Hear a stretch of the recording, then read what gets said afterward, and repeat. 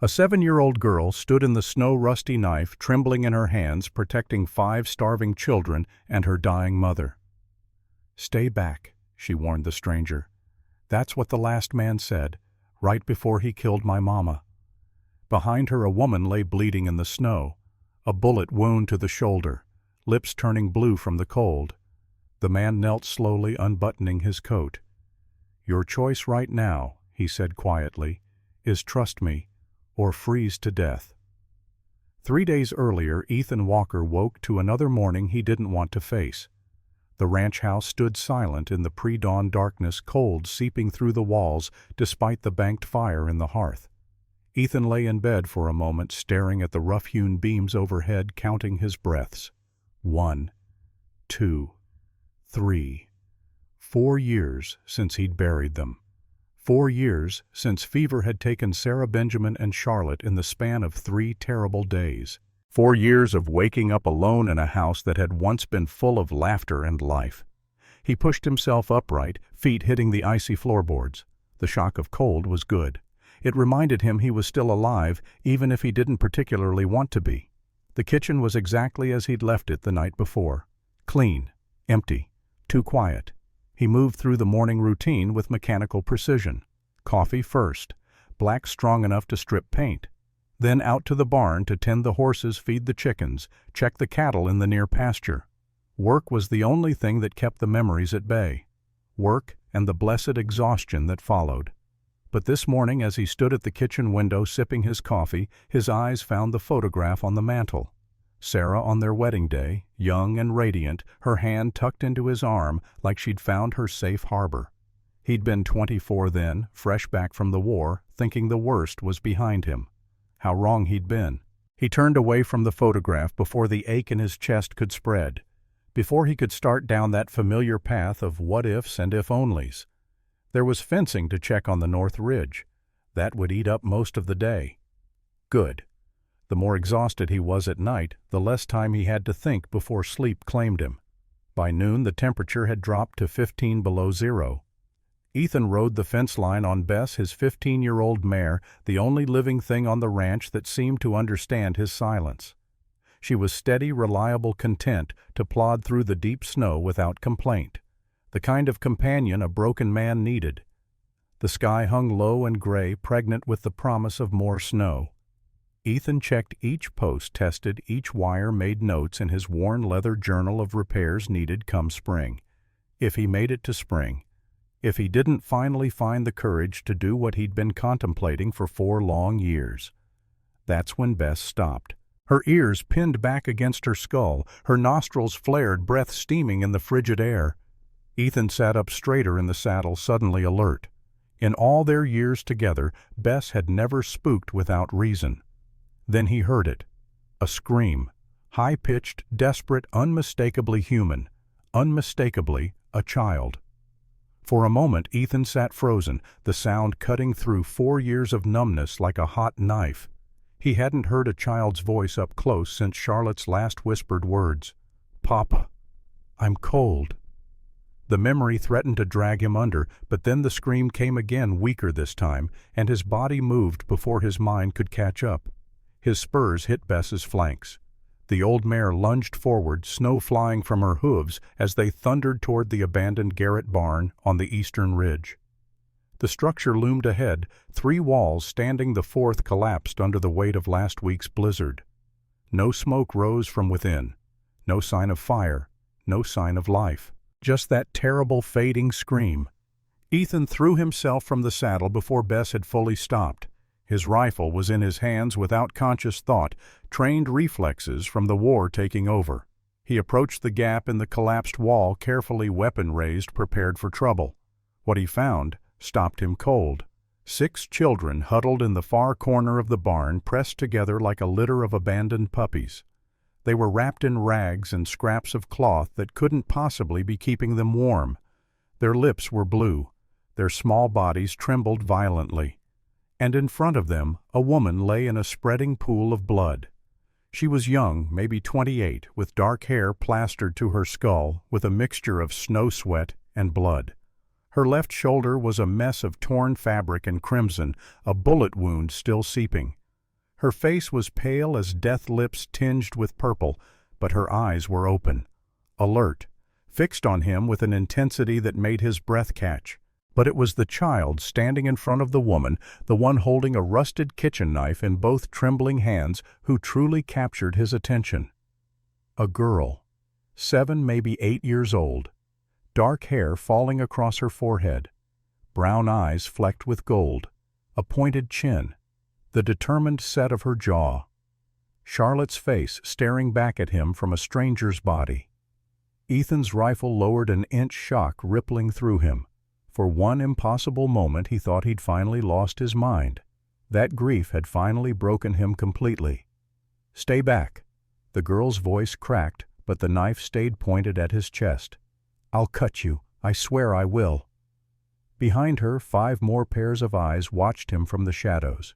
A tall, thin boy of 9 or so, one arm wrapped protectively around a smaller child. 2 little girls clinging to each other, one blonde one with dark curly hair. Another boy, maybe 6, coughing so hard his whole body convulsed.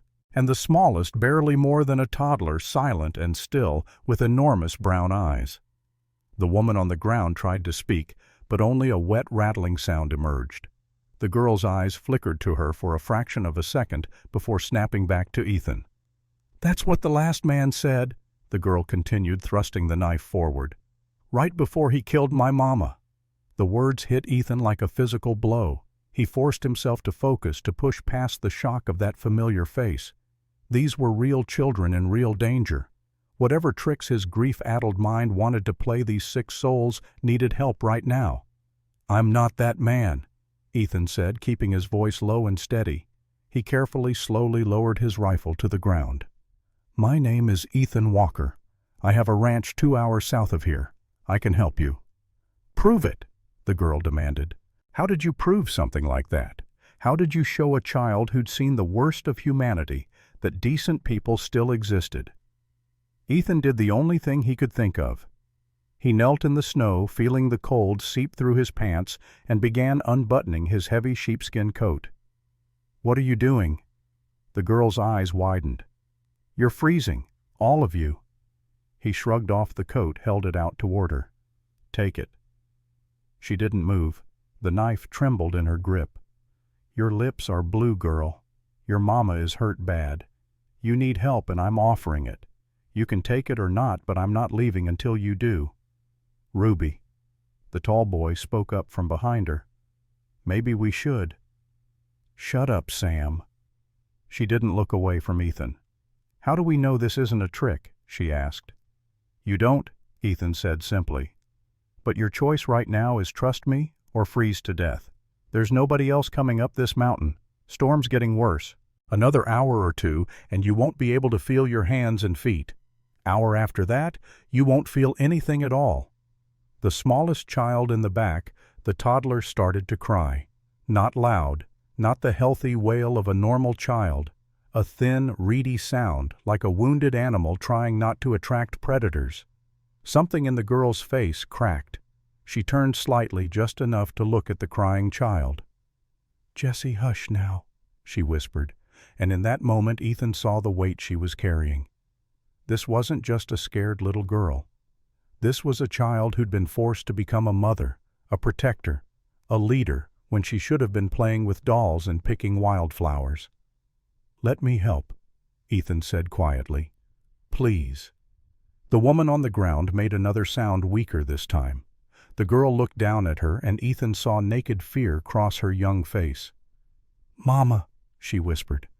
The woman's eyes were starting to flutter, losing too much blood.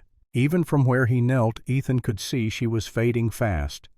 "Your mama needs help right now," Ethan said, keeping his voice gentle but urgent. "I know field medicine from the war. I can slow the bleeding, but we need to get her somewhere warm, somewhere safe. My ranch has a fire, food, blankets, everything you need. He owns us." The blonde girl spoke up, her voice small but clear. "Mr. Blackwood, got papers and everything." Ethan's blood went cold. "Nobody owns children. Tell that to the judge who signed the contracts." The tall boy, Sam, stepped forward, putting himself between the girl with the knife and the others. His voice carried a bitterness far too heavy for a 9-year-old. "Tell that to the sheriff who looks the other way." "Where are you running from?" Ethan asked. "The girl with the knife." Ruby finally lowered the blade just an inch. "Blackwoods mining camp. 3 days north in the mountains. You walked 3 days in this weather in those clothes." "We didn't have much choice." She lifted her chin, that familiar defiant gesture that twisted something in Ethan's chest. "It was run or—" She glanced at the smaller children behind her. "Or worse." Ethan didn't need her to finish that sentence. He'd heard whispers over the years, the kind of stories men shared in low voices in the saloon about operations in the mountains that trafficked more than gold. He'd told himself they were exaggerations, the kind of ugliness that happened somewhere else to someone else's children. Looking at these 6 faces, at the woman bleeding out in the snow, he knew better now. "My ranch is 2 hours south," he said. "I've got food fire medicine for that cough." He looked at the boy, hacking into his sleeve. "You let me take you there, I promise you'll be safe." "You promise?" Ruby said the word like it meant nothing, like she'd heard it before from other mouths and learned exactly what promises were worth. "I do," Ethan said, and meant it with every fiber of his being. "And if we say no, then I'll leave my coat ride back to town and send someone else up here to help. But by the time they get here in this storm—" He didn't finish, didn't need to. The children looked at each other. Something passed between them, a silent conversation born of shared trauma and desperate necessity. Finally, the tall boy Sam stepped forward. "If you're lying to us," the boy said, his voice shaking but his eyes steady, "you should know I killed a man once, one of Blackwood's men, when he tried to—" He paused, glancing at the blonde girl. "When he came for Hannah. I hit him with a rock. He went down, didn't get back up. So I know what it's like to kill someone, and I'll do it again if I have to." Ethan met the boy's eyes and saw the truth there, saw the horror of it. 9 years old and already carrying that weight. "I believe you," Ethan said quietly, "and I hope you never have to do it again." He turned his attention to the woman on the ground. She was barely conscious now, her breathing shallow and irregular. If he didn't act fast, these children were going to watch their mother die right in front of them. "Ruby," he said, "I need you to trust me for 5 minutes. Just 5 minutes. Let me look at your mama's wound. I promise I won't hurt her." The girl hesitated, then slowly nodded. She lowered the knife completely and stepped aside. Ethan moved quickly to the woman's side. Up close, he could see she was younger than he'd first thought. Maybe 28 at most. Her face, beneath the blood and grime, held a quiet dignity, even in extremis. No tears streaked her cheeks, no signs of hysterics or begging. Just a fierce, determined will to survive. He gently pulled aside the torn fabric of her coat and shirt. The wound was bad. A through and through, by the looks of it, the bullet having entered her left shoulder and exited near her collarbone. Messy, but potentially survivable if he could stop the bleeding and get her warm. "What's her name?" Ethan asked as he worked tearing strips from his own shirt to use as bandages. "Margaret," Ruby said quietly. "Margaret Bennett. Everyone calls her Maggie." "Well, Maggie Bennett," Ethan said, pressing the makeshift bandages against the wound. "You've got a hell of a brave daughter. You should be proud." Maggie's eyes flickered open, focusing on him with effort. Her lips moved, forming words he had to lean close to hear. "Don't trust him, Ruby." Her voice was barely a whisper. "That's what the last man said." Ruby. So that was the girl's real name. Must be a nickname. "I'm not the last man," Ethan said firmly, binding the wound as tightly as he dared. "And I'm going to get you out of here. All of you." Maggie's hand suddenly shot up, gripping his wrist with surprising strength. Her dark eyes bored into his. "If you hurt them," she managed each word clearly, costing her, "I'll haunt you from hell." Despite everything, Ethan felt the corner of his mouth twitch. "I believe you would." He finished the bandaging, knowing it was temporary at best. She needed proper care, a real doctor, warmth, and medicine. But this would have to do until they reached the ranch. "Can you ride?" he asked her. She tried to nod, but the movement made her gasp in pain. "I'll take that as a maybe," Ethan said. He turned to the children. "Listen up. We need to move fast, and we need to move together. It's going to be cold, and it's going to be hard, but we can make it. Understand?" 6 pairs of eyes watched him with a mixture of hope and fear. "Sam, is it?" Ethan looked at the tall boy. "I'm going to need your help. You seem like the kind of boy who knows how to work." Sam straightened slightly, and Ethan saw a flicker of pride break through the fear. "Yes, sir." "Good man. We're going to get everyone on horses. The little ones will ride together on Bess. You and—" He looked at the blonde girl. "Hannah," Sam supplied. "Her name's Hannah. You and Hannah will walk with me. We'll take turns carrying the smallest one." "Jesse," Ruby said. "His name is Jesse. He's 3. Ethan nodded. "And this young man—" He gestured to the boy who was still coughing. "Toby," the boy managed between hacks. "I'm 6. "All right, Toby. You'll ride with the little ones. We'll keep you warm." "What about Grace?" Ruby pointed to the other small girl, the one with dark curls who'd been silent until now. "I'm 5, Grace announced, and despite everything she managed a small smile. "And I'm not afraid." "Good for you, Grace," Ethan said. "You're going to ride with Toby and Jesse." It took nearly an hour to get everyone organized. Ethan fashioned a makeshift sling to support Maggie on Bess, with Jesse, Grace, and Toby arranged around her. Ruby insisted on riding behind her mother, arms wrapped around her waist to keep her from falling. Sam and Hannah walked alongside, taking turns carrying supplies. The journey back to the ranch was the longest 2 hours of Ethan's life. The temperature continued to drop, the wind picking up until it drove snow sideways across the valley. He led Bess by the reins, one eye always on Maggie's pale face, watching for signs she was slipping away. Behind him he could hear Ruby talking softly to her mother, a steady stream of encouragement. "Stay with me, Mama. We're going somewhere warm, somewhere safe. You promised you'd keep fighting. You promised." The words twisted something in Ethan's chest. How many times had he whispered similar things to Sarah, to Benjamin, to Charlotte? How many promises had died with them? "Mr. Walker." Sam's voice broke through his thoughts. "Ethan," he corrected. "Just Ethan." "Ethan, then. Why are you helping us?" It was a fair question.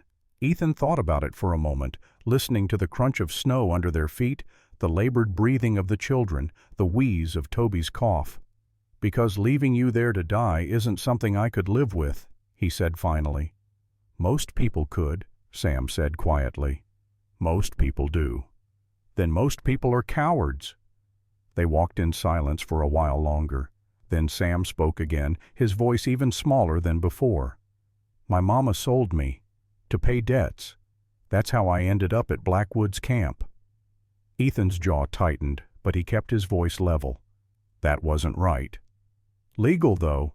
Man had papers and everything." "Sometimes the law is wrong."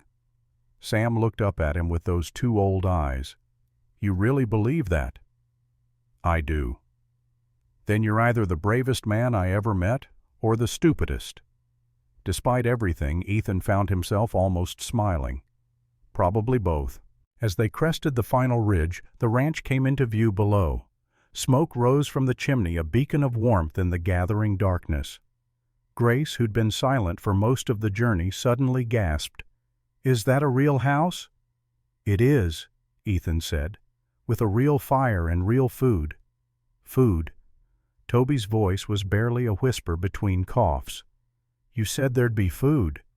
"All you can eat, son. All you can eat." They reached the ranch just as the last light faded from the sky. Ethan dismounted first, then carefully lifted the children down one by one. Grace was light as a feather, but managed to smile. Toby burned with fever, his small body limp. Jesse clutched his ragged blanket and looked at Ethan with those enormous, haunted eyes.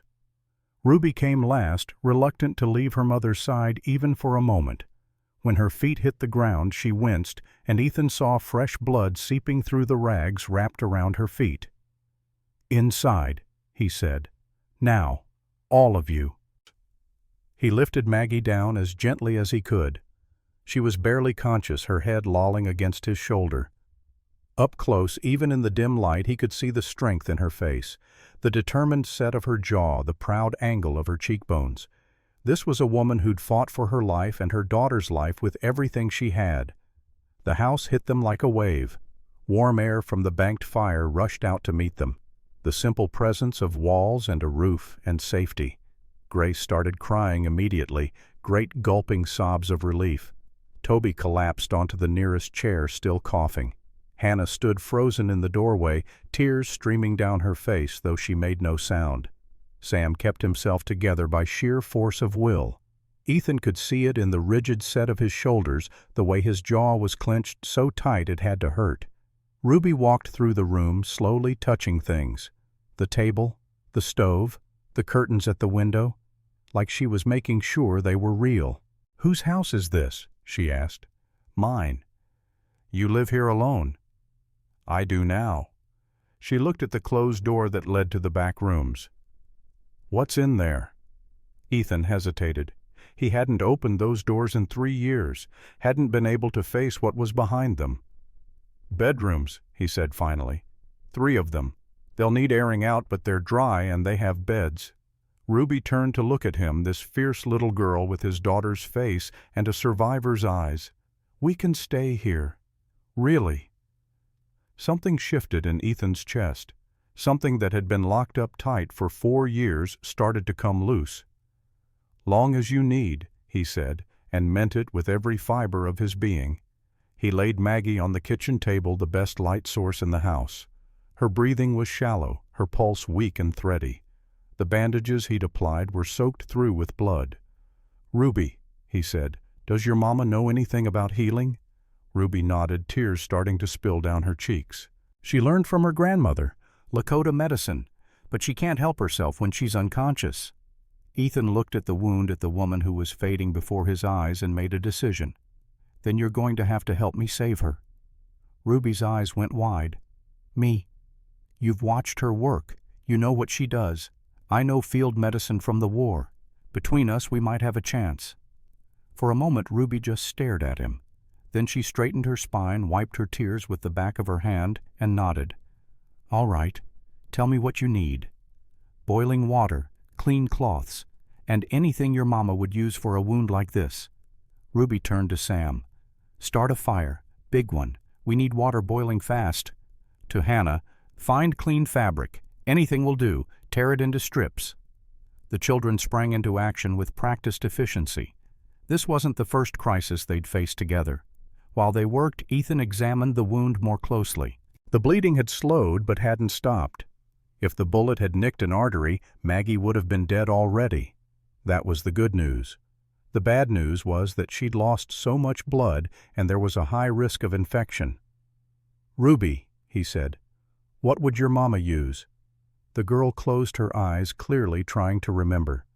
"Yarrow to stop bleeding, sage to prevent infection, pine resin to seal the wound. Do I have any of that?" "I don't know. Do you have a medicine chest?" Ethan shook his head. "I have whiskey. That's about it." Ruby bit her lip, thinking. "Then we improvise. The whiskey will work for cleaning. For the rest—" She looked around the kitchen, then suddenly moved to the window where dried herbs hung from the rafters. "These. Mama always said prairie plants have medicine too, if you know how to use them." She selected several bundles, brought them to the table. "This one, I think it's yarrow, and this might be sage. I'm not sure about all of them, but Mama said in an emergency use what you have." While the water boiled, Ethan heated his knife in the fire. He'd done this before during the war. Extracted bullets from screaming men while artillery fire thundered overhead. But this was different. This was a woman who'd fought to save her child, a mother who reminded him painfully of Sarah. "Ruby," he said gently, "this is going to be hard to watch. Do you want Sam to help instead?" She shook her head fiercely. "I'm her daughter. I'm staying." "Then hold her down. This is going to hurt." Ruby positioned herself at her mother's head, small hands pressing down on Maggie's shoulders. Sam stood ready with more bandages. Hannah held Jessie and Grace back, keeping them from seeing too much. Ethan poured whiskey over the knife over his hands over the wound. Maggie's eyes flickered open, and she gasped in pain. Then he went to work. The bullet had passed clean through, which was a mercy. But it had torn tissue on its way out, leaving a ragged exit wound that wouldn't close on its own. He had to clean it, pack it with the herbs Ruby had selected, and stitch it closed with thread, sterilized in boiling water. Maggie thrashed twice, then her eyes locked onto Ethan's. In them he saw pain, yes, but also something else. Determination. A refusal to give in. She bit down on the leather belt he'd given her and endured the rest in silence. Ruby talked to her mother throughout a steady stream of words. "You're doing so good, Mama. Almost done. Just a little more. You're the bravest person I know. You're going to be okay. You promised you'd fight. You promised." When it was finally over, Ethan bound the wound with clean bandages tight enough to prevent bleeding, but not so tight as to cut off circulation. Maggie had passed out again, but her color was marginally better. Her breathing, while still shallow, had steadied. "Will she live?" Ruby whispered. Ethan looked at this 7-year-old girl who'd just helped perform emergency surgery on her own mother. If will and courage count for anything, then yes. She'll live. Ruby sagged with relief, and before Ethan could react, she'd thrown her arms around his neck and was sobbing into his shoulder. Great heaving sobs that seemed to come from the very bottom of her soul. He stood there awkwardly at first, unsure what to do. He hadn't held a child in 4 years, hadn't felt that particular weight of small arms trusting him to keep them safe. Then slowly, carefully, he brought his hands up and held her while she cried. "You did good," he said quietly. "You saved your mama's life." "I was so scared," Ruby sobbed. "I thought she was going to die. I thought we were all going to die." "I know, but you didn't. You survived, all of you." She pulled back, eventually wiping her eyes with the heels of her hands. "I'm sorry. I got your shirt all wet." "Don't apologize for being human," Ethan said. While Maggie slept, Ethan turned his attention to the other children. He heated soup thick with vegetables and chunks of beef from the steer he'd slaughtered in the fall. He sliced bread, spread it with butter and honey. He poured milk for the little ones and hot tea for Sam and Ruby. They ate like they'd forgotten how. Grace put away more food than seemed possible for someone her size. Sam tried to pace himself, but kept reaching for more. Hannah ate silently, methodically, like she was storing fuel for a journey. Toby picked at his plate between coughs, but Ethan noticed he finished everything. Only Ruby held back. "Aren't you hungry?" Ethan asked. She shrugged. "Making sure there's enough for the little ones first." His heart clenched. 7 years old, and already she'd learned to put herself last. "There's plenty," he said firmly. "Eat." After dinner, he tended to their feet. One by one, he unwrapped the bloody rags, cleaned the wounds, picked out stones and splinters, bandaged them properly. Ruby watched every move he made, cataloging it, learning like she expected to have to do this herself someday. Toby was the worst. The boy's cough had a rattle to it that Ethan didn't like. His forehead was hot enough to fry an egg. He needed a doctor. Real medicine. Things Ethan didn't have at the ranch. "How long has he been sick?" Ethan asked Sam. "Started in the mines, dust got in his lungs, been coughing ever since." "How long were you down there?" Sam's jaw tightened. Toby was underground 12 hours a day, sometimes more. Blackwood said kids work better in the small tunnels. Less pay, less food, less trouble. Ethan closed his eyes for a moment, fighting down the rage that threatened to consume him. When he opened them again, Sam was watching him with a strange expression. "You're angry," the boy said. "Damn right I'm angry, but not at you. At the men who did this, at a world that lets it happen." Something in Sam's rigid posture softened just a fraction. "Most folks don't care what happens to kids like us." "I care," Ethan said quietly, "and I'm going to make sure nothing like that ever happens to you again." It was a promise, the first real promise Ethan had made in 4 years. And as he looked at these 6 children, at Maggie lying pale and still on his kitchen table, he felt something he hadn't felt since Sarah died. Purpose. He put them to bed in shifts 2 to a room. Grace and Hannah took the room that had been Charlotte's, curling up together on the small bed like puppies in a pile. Toby and Jessie got Benjamin's old room. Toby propped up on pillows to help him breathe, Jessie clutching his ragged blanket and staring at the ceiling. Sam insisted on sleeping in the main room near the door. "In case anyone comes," he said. Ethan didn't argue. The boy needed to feel useful, needed to believe he was protecting the others. That was his way of coping. Which left Ruby. She stood in the doorway of the master bedroom, the room Ethan hadn't entered since Sarah died, and stared at the dusty quilt, the empty fireplace, the photograph on the bedside table. "Is that her?" she asked. "Your wife?"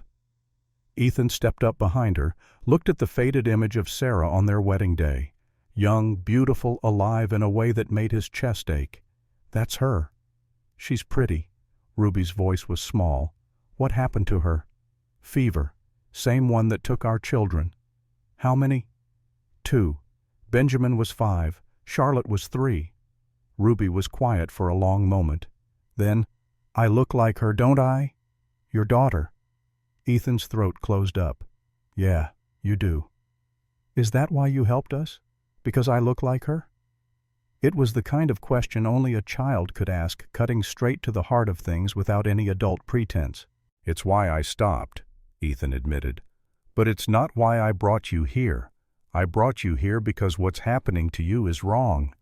And I couldn't just ride past wrong and pretend I didn't see it." Ruby turned to look at him. Really look. And for the first time some of the wariness in her eyes eased. "Mama used to say most folks are good if you give them half a chance." "Smart woman, your mama," Ethan's voice caught. For a moment, looking at Ruby's face in the firelight, he saw Charlotte so vividly it hurt. The same stubborn chin, the same fierce eyes. But this wasn't Charlotte. This was Ruby, her own person, her own story. "She was the bravest person I ever knew," Ruby continued, and the spell broke. Ruby's voice wavered just for a second. "Mr. Blackwood wanted to buy me. Said I'd bring a good price because—" She stopped, jaw-clenching. "Because what?" "Because I'm pretty.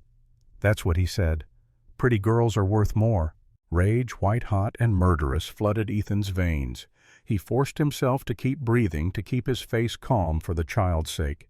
"Your mama said no," he said. "She said she'd die first." Ruby's composure cracked.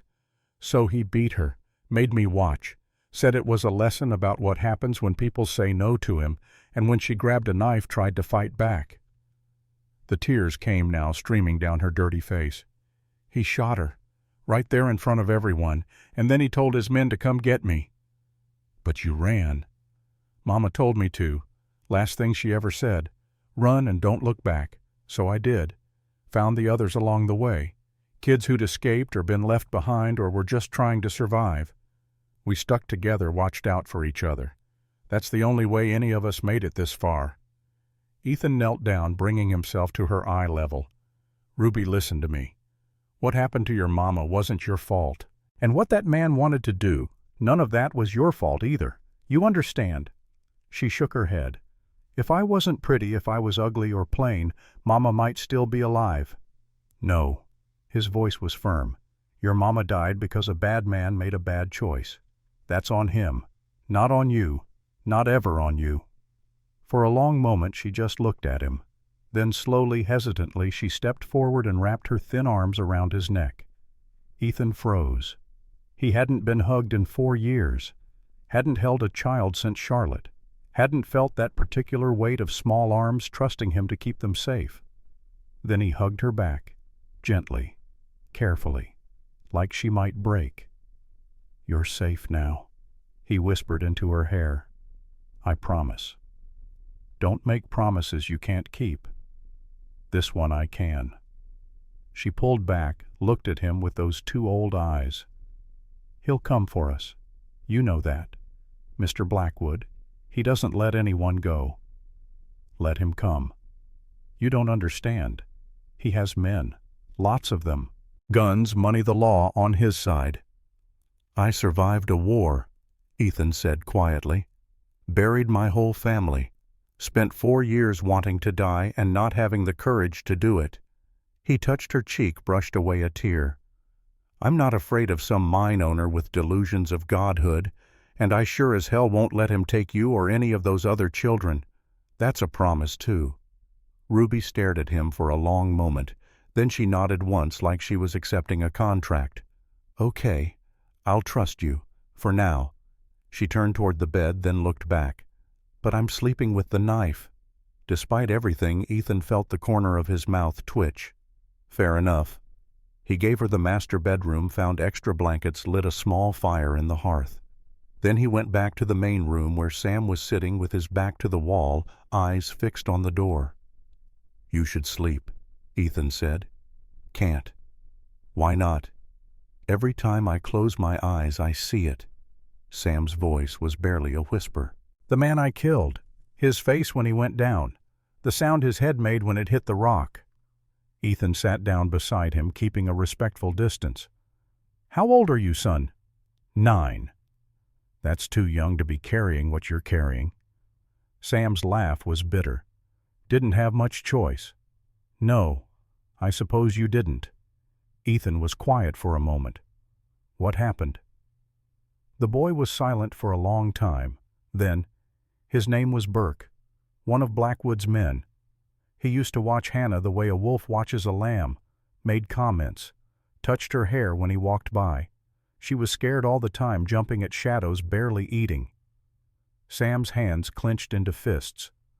One night I heard her scream, ran to find him dragging her toward the back buildings, where they keep the...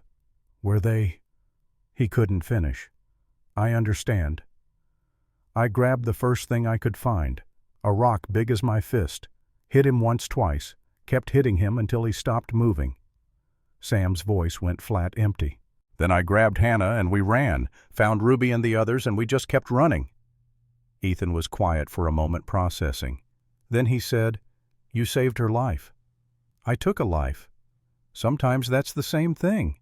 Sam looked at him, really looked, and Ethan saw the boy underneath the survivor, scared, broken, desperate for someone to tell him he wasn't a monster. What you did wasn't murder, Ethan said firmly. What you did was protection. There's a difference. A man comes for a child with evil intent, and you stop him. That's not a sin. That's justice. Doesn't feel like justice. No, Ethan agreed. It never does. He leaned back against the wall. I killed men in the war, lots of them. Some were shooting at me, some were just in the way, and every one of them had a mother, a father, maybe a wife, maybe children. Every one of them was someone's son. How do you live with it? Some days I don't, Ethan said honestly. Some days the weight of it feels like it's going to crush me. But then I remember why I did it, to protect the men beside me, to end a war that was tearing the country apart, to come home to my family. His voice caught. And even though my family's gone now, the reasons were still good. The cause was still just, same as yours. Sam was quiet for a long time. Then, I've never told anyone the whole story before. What Burke was going to do to Hannah. What I did to stop him. You told me. Yeah. Sam looked at him, something shifting in his eyes. I guess I did. Get some sleep, son. I'll keep watch. But I said I'd keep watch. You've been protecting these kids for how long? 2 weeks, since we left the camp. 2 weeks. You're 9 years old and you've been the man of this group for 2 weeks. That's enough. Tonight you're just a boy. You're safe and you can rest. The tears came then, silent and sudden. Sam wiped them away fast, ashamed, but Ethan pretended not to notice. Okay, Sam whispered. Okay. He lay down where he was on the floor near the door and was asleep within minutes. The kind of exhausted, dreamless sleep that comes from finally feeling safe enough to let go. Ethan sat in the dark rifle across his knees, watching the fire burn down to embers. 6 children. 6 stories of horror and survival. 6 lives that had somehow found their way to his door. And 1 woman fighting for her life on his kitchen table. He thought about Sarah, about what she would say if she could see him now. She'd always wanted more children, had talked about filling the house with little ones, giving Benjamin and Charlotte a whole pack of siblings to run wild with. Life had had other plans, or maybe this was the plan all along. Maybe everything had been leading him to this exact moment. The war, the ranch, the fever, the 4 years of grief. All of it preparing him for the day he'd hear a scream in the snow and find 6 souls who needed saving as much as he needed to save them. Or maybe that was just the kind of nonsense a man told himself at midnight when he was trying to make sense of a senseless world. Either way, it didn't matter. What mattered was that these children were here now, in his house, under his protection. And come hell or high water, he was going to keep them safe. The fire popped, sending up a shower of sparks. Outside, the wind howled against the windows like something trying to get in. And Ethan Walker, who'd spent 4 years wishing he was dead, finally remembered what it felt like to have something worth living for. He didn't know yet that Silas Blackwood was already on their trail. Didn't know that the man had sent riders out the same day the children escaped, tracking them through the snow with dogs and guns and the kind of cold determination that made ordinary evil look tame. Didn't know that in 3 days those riders would reach his gate. But he knew one thing with absolute certainty. A truth that burned in his chest like an ember that refused to die. He'd kill every last one of them before he let them take these children. Every last one. The first light of dawn came gray and cold through the frost-covered windows. Ethan hadn't slept, hadn't even tried. He'd spent the night watching, listening, waiting for trouble that hadn't come yet, but surely would. His body ached from sitting upright in the chair rifle across his lap, but his mind felt sharper than it had in years. Sam was still asleep on the floor, curled up like a dog guarding the door. In sleep, his face looked younger, softer, more like the child he should have been instead of the soldier he'd been forced to become. The other children remained quiet in their rooms. Even Toby's coughing had subsided for now. But it was Maggie who commanded most of Ethan's attention. She lay on the kitchen table where he'd left her, chest rising and falling in shallow but steady breaths. Her color had improved marginally through the night. The bleeding had stopped completely. Small victories, but victories nonetheless. As the light strengthened, Ethan stood and stretched his joints, popping in protest. He needed to start breakfast. These children would wake hungry, and he had 6 mouths to feed now. 7 once. Maggie was well enough to eat. He moved quietly through the kitchen building, up the fire, setting coffee to boil. He pulled out eggs from the cold cellar, bacon from the smokehouse, flour for biscuits. His hands moved through familiar motions, but his mind was elsewhere, already planning. They'd need more supplies. He'd need to ride into Buffalo Springs, talk to Marshal Sterling, figure out what legal protections these children might have. But first he needed to keep them alive and warm. The smell of cooking bacon brought them out one by one. Grace first patting on her bandaged feet, dark curls wild from sleep. She stopped in the doorway, eyes huge, taking in the scene. The warm kitchen, the food sizzling on the stove. Ethan standing there with a spatula, very much real and not a dream. "It wasn't a dream," she whispered. "No, sweetheart, it wasn't. We're really here, in a real house, with real food. Real as it gets."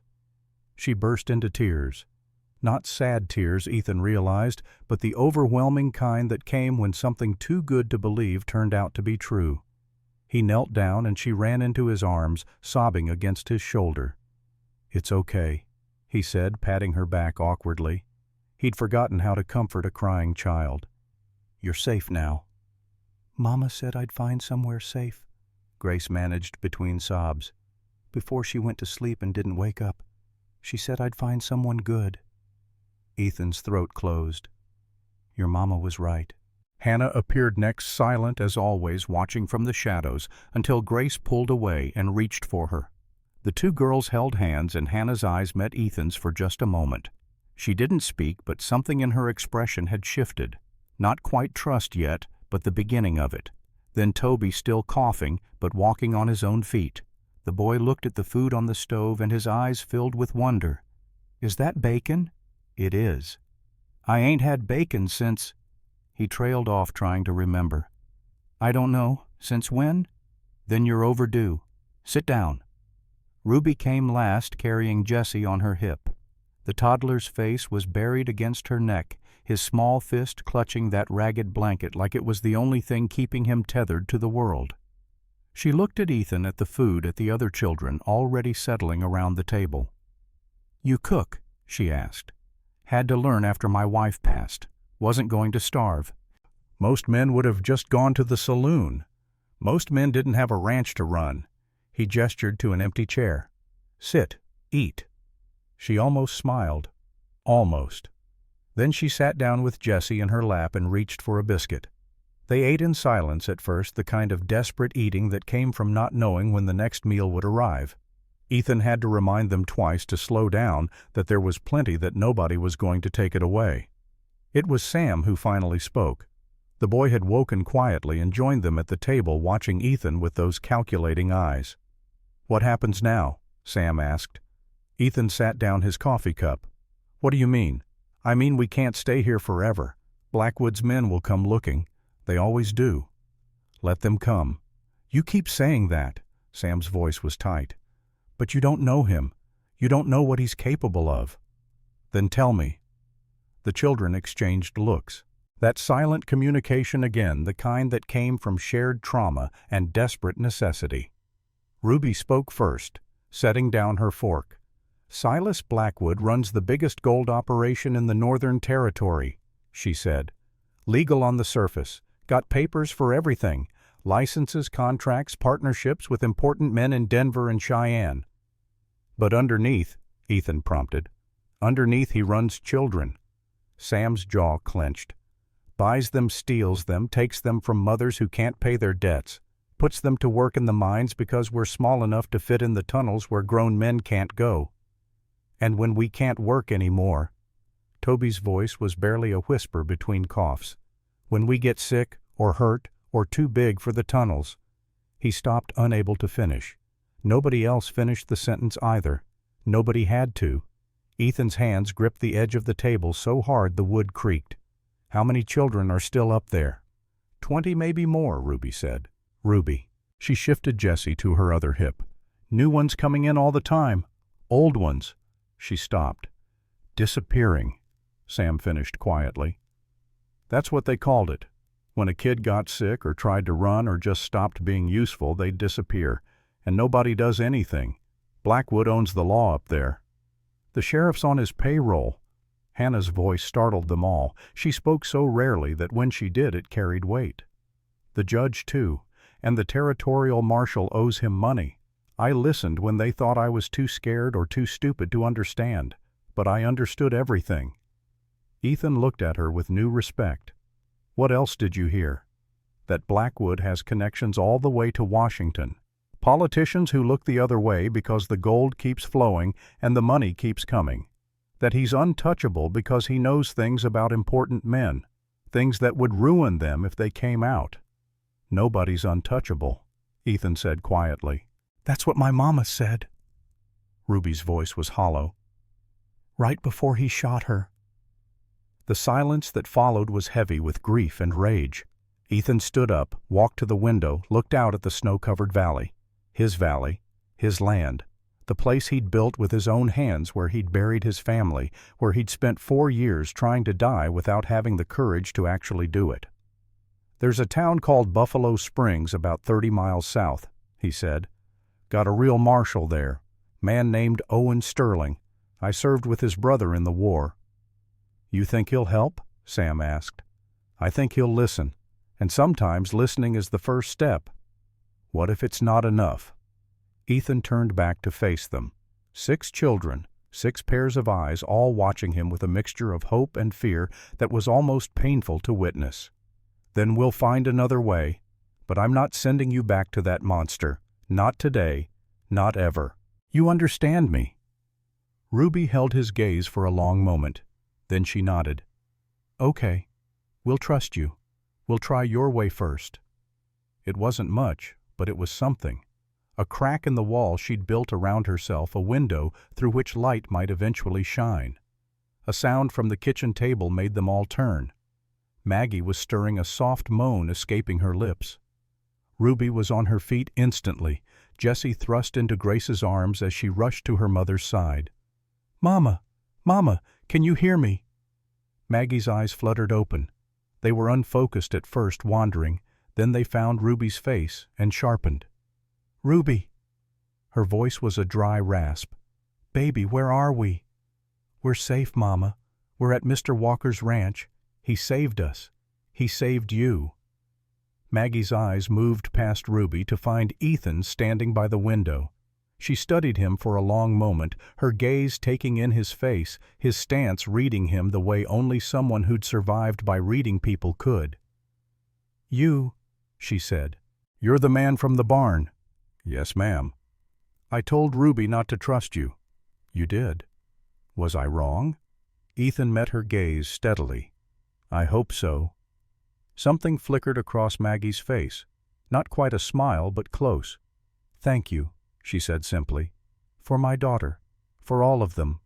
You did most of the work. Ruby helped me patch you up. She knew what to do." Maggie's hand found Ruby's, squeezed weakly. "That's my girl. Always so brave. You need to rest, Mama. You lost a lot of blood. I need water, and I need to see that you're all really safe." Ethan brought water, helped prop her up enough to drink without choking. Maggie's eyes never left the children gathered around the table. She counted them silently, her lips moving. 1, 2, 3, 4, 5, 6, all present, all alive. "Where's Blackwood?" she asked, and there was steel in her voice despite her weakness. "Don't know," Ethan said. "But I'd bet money he's looking for you. He'll come here, when he finds out where we are." "I know. You should send us away, before he does. We've already brought you enough trouble." "Ma'am, with all due respect, I didn't ask your opinion on that. You're staying until you're well, all of you. That's final." Maggie studied him for another long moment. Then incredibly she did smile. Just a little, but it was there. "You're a stubborn man, Mr. Walker." "Ethan? And yes, I am."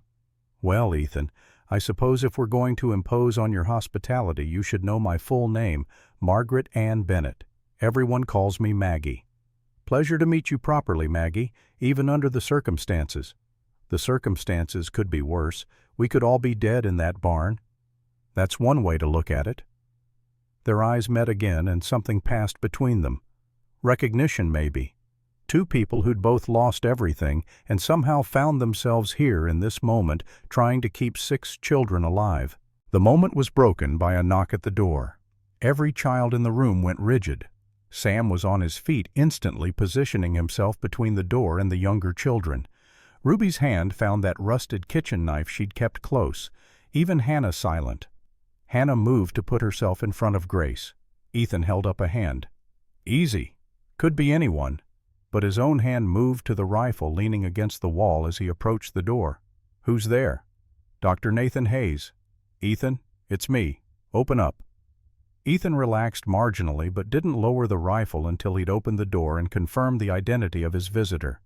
Dr. Hayes stood on the porch, black medical bag in hand, his breath steaming in the cold morning air. "Nathan, what brings you out here?" "Saw you ride through town like the devil was chasing you yesterday. Figured something was wrong."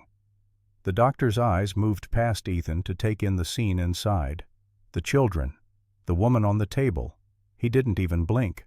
"May I come in?" Ethan stepped aside.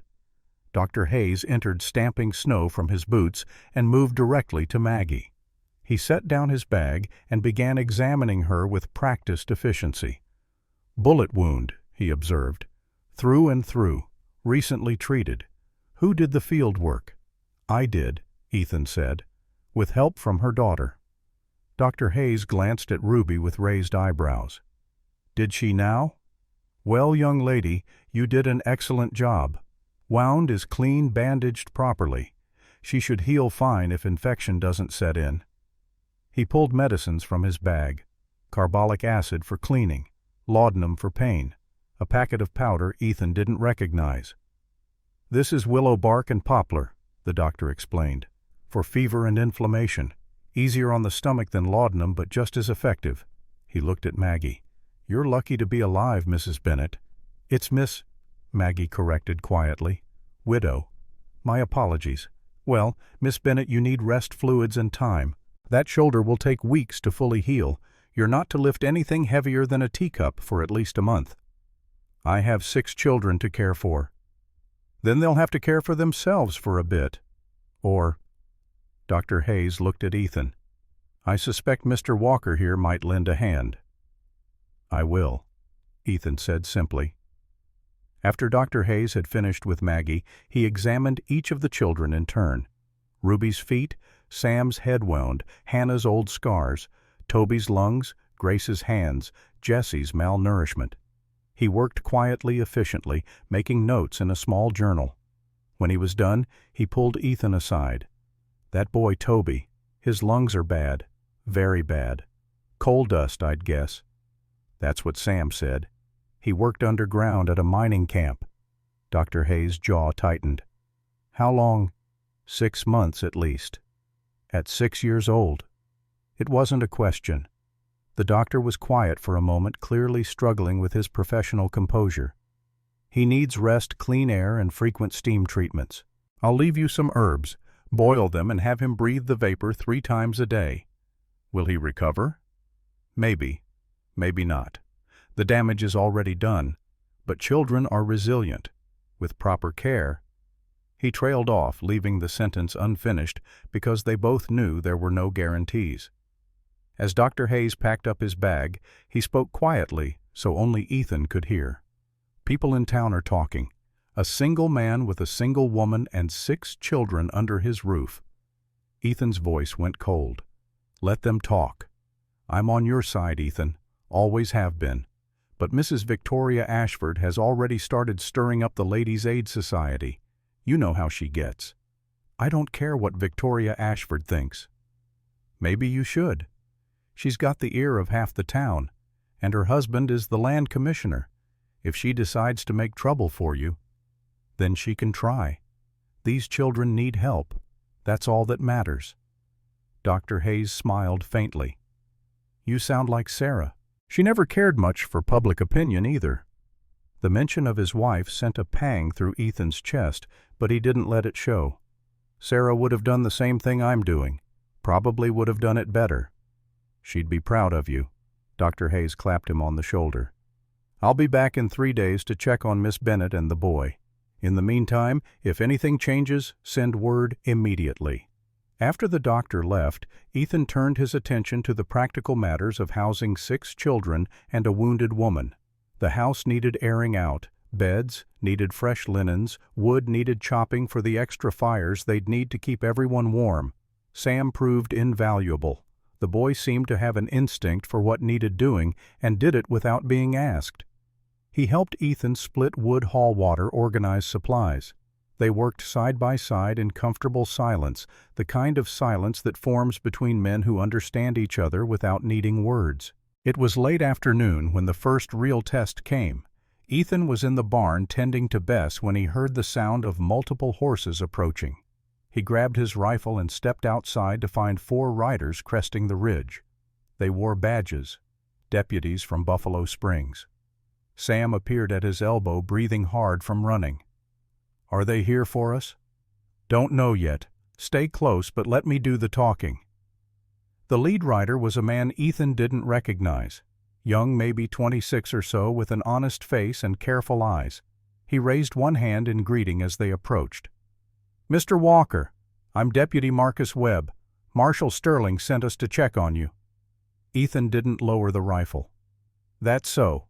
Why would Sterling be worried about me? Riders came through town yesterday.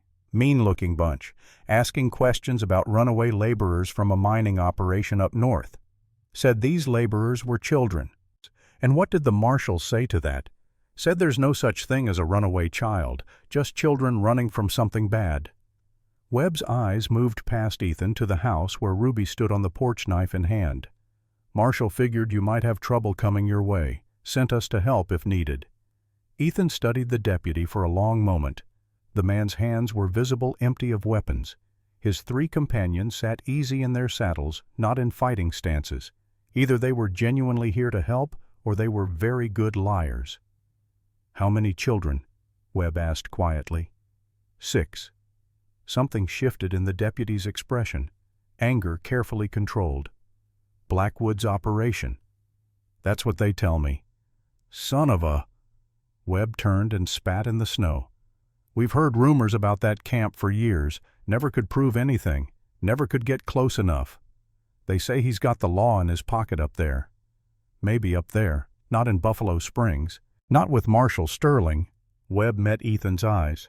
Sir, if you've got 6 children who can testify about what's happening in those mines, that's evidence, real evidence, the kind that can bring a man down no matter how many politicians he owns. These children have been through hell. I'm not putting them through more trauma just to satisfy the law. I understand that. But if Blackwood gets them back... Webb didn't finish. Didn't need to. Ethan was quiet for a moment, weighing options. Then he said, "You'd better come inside."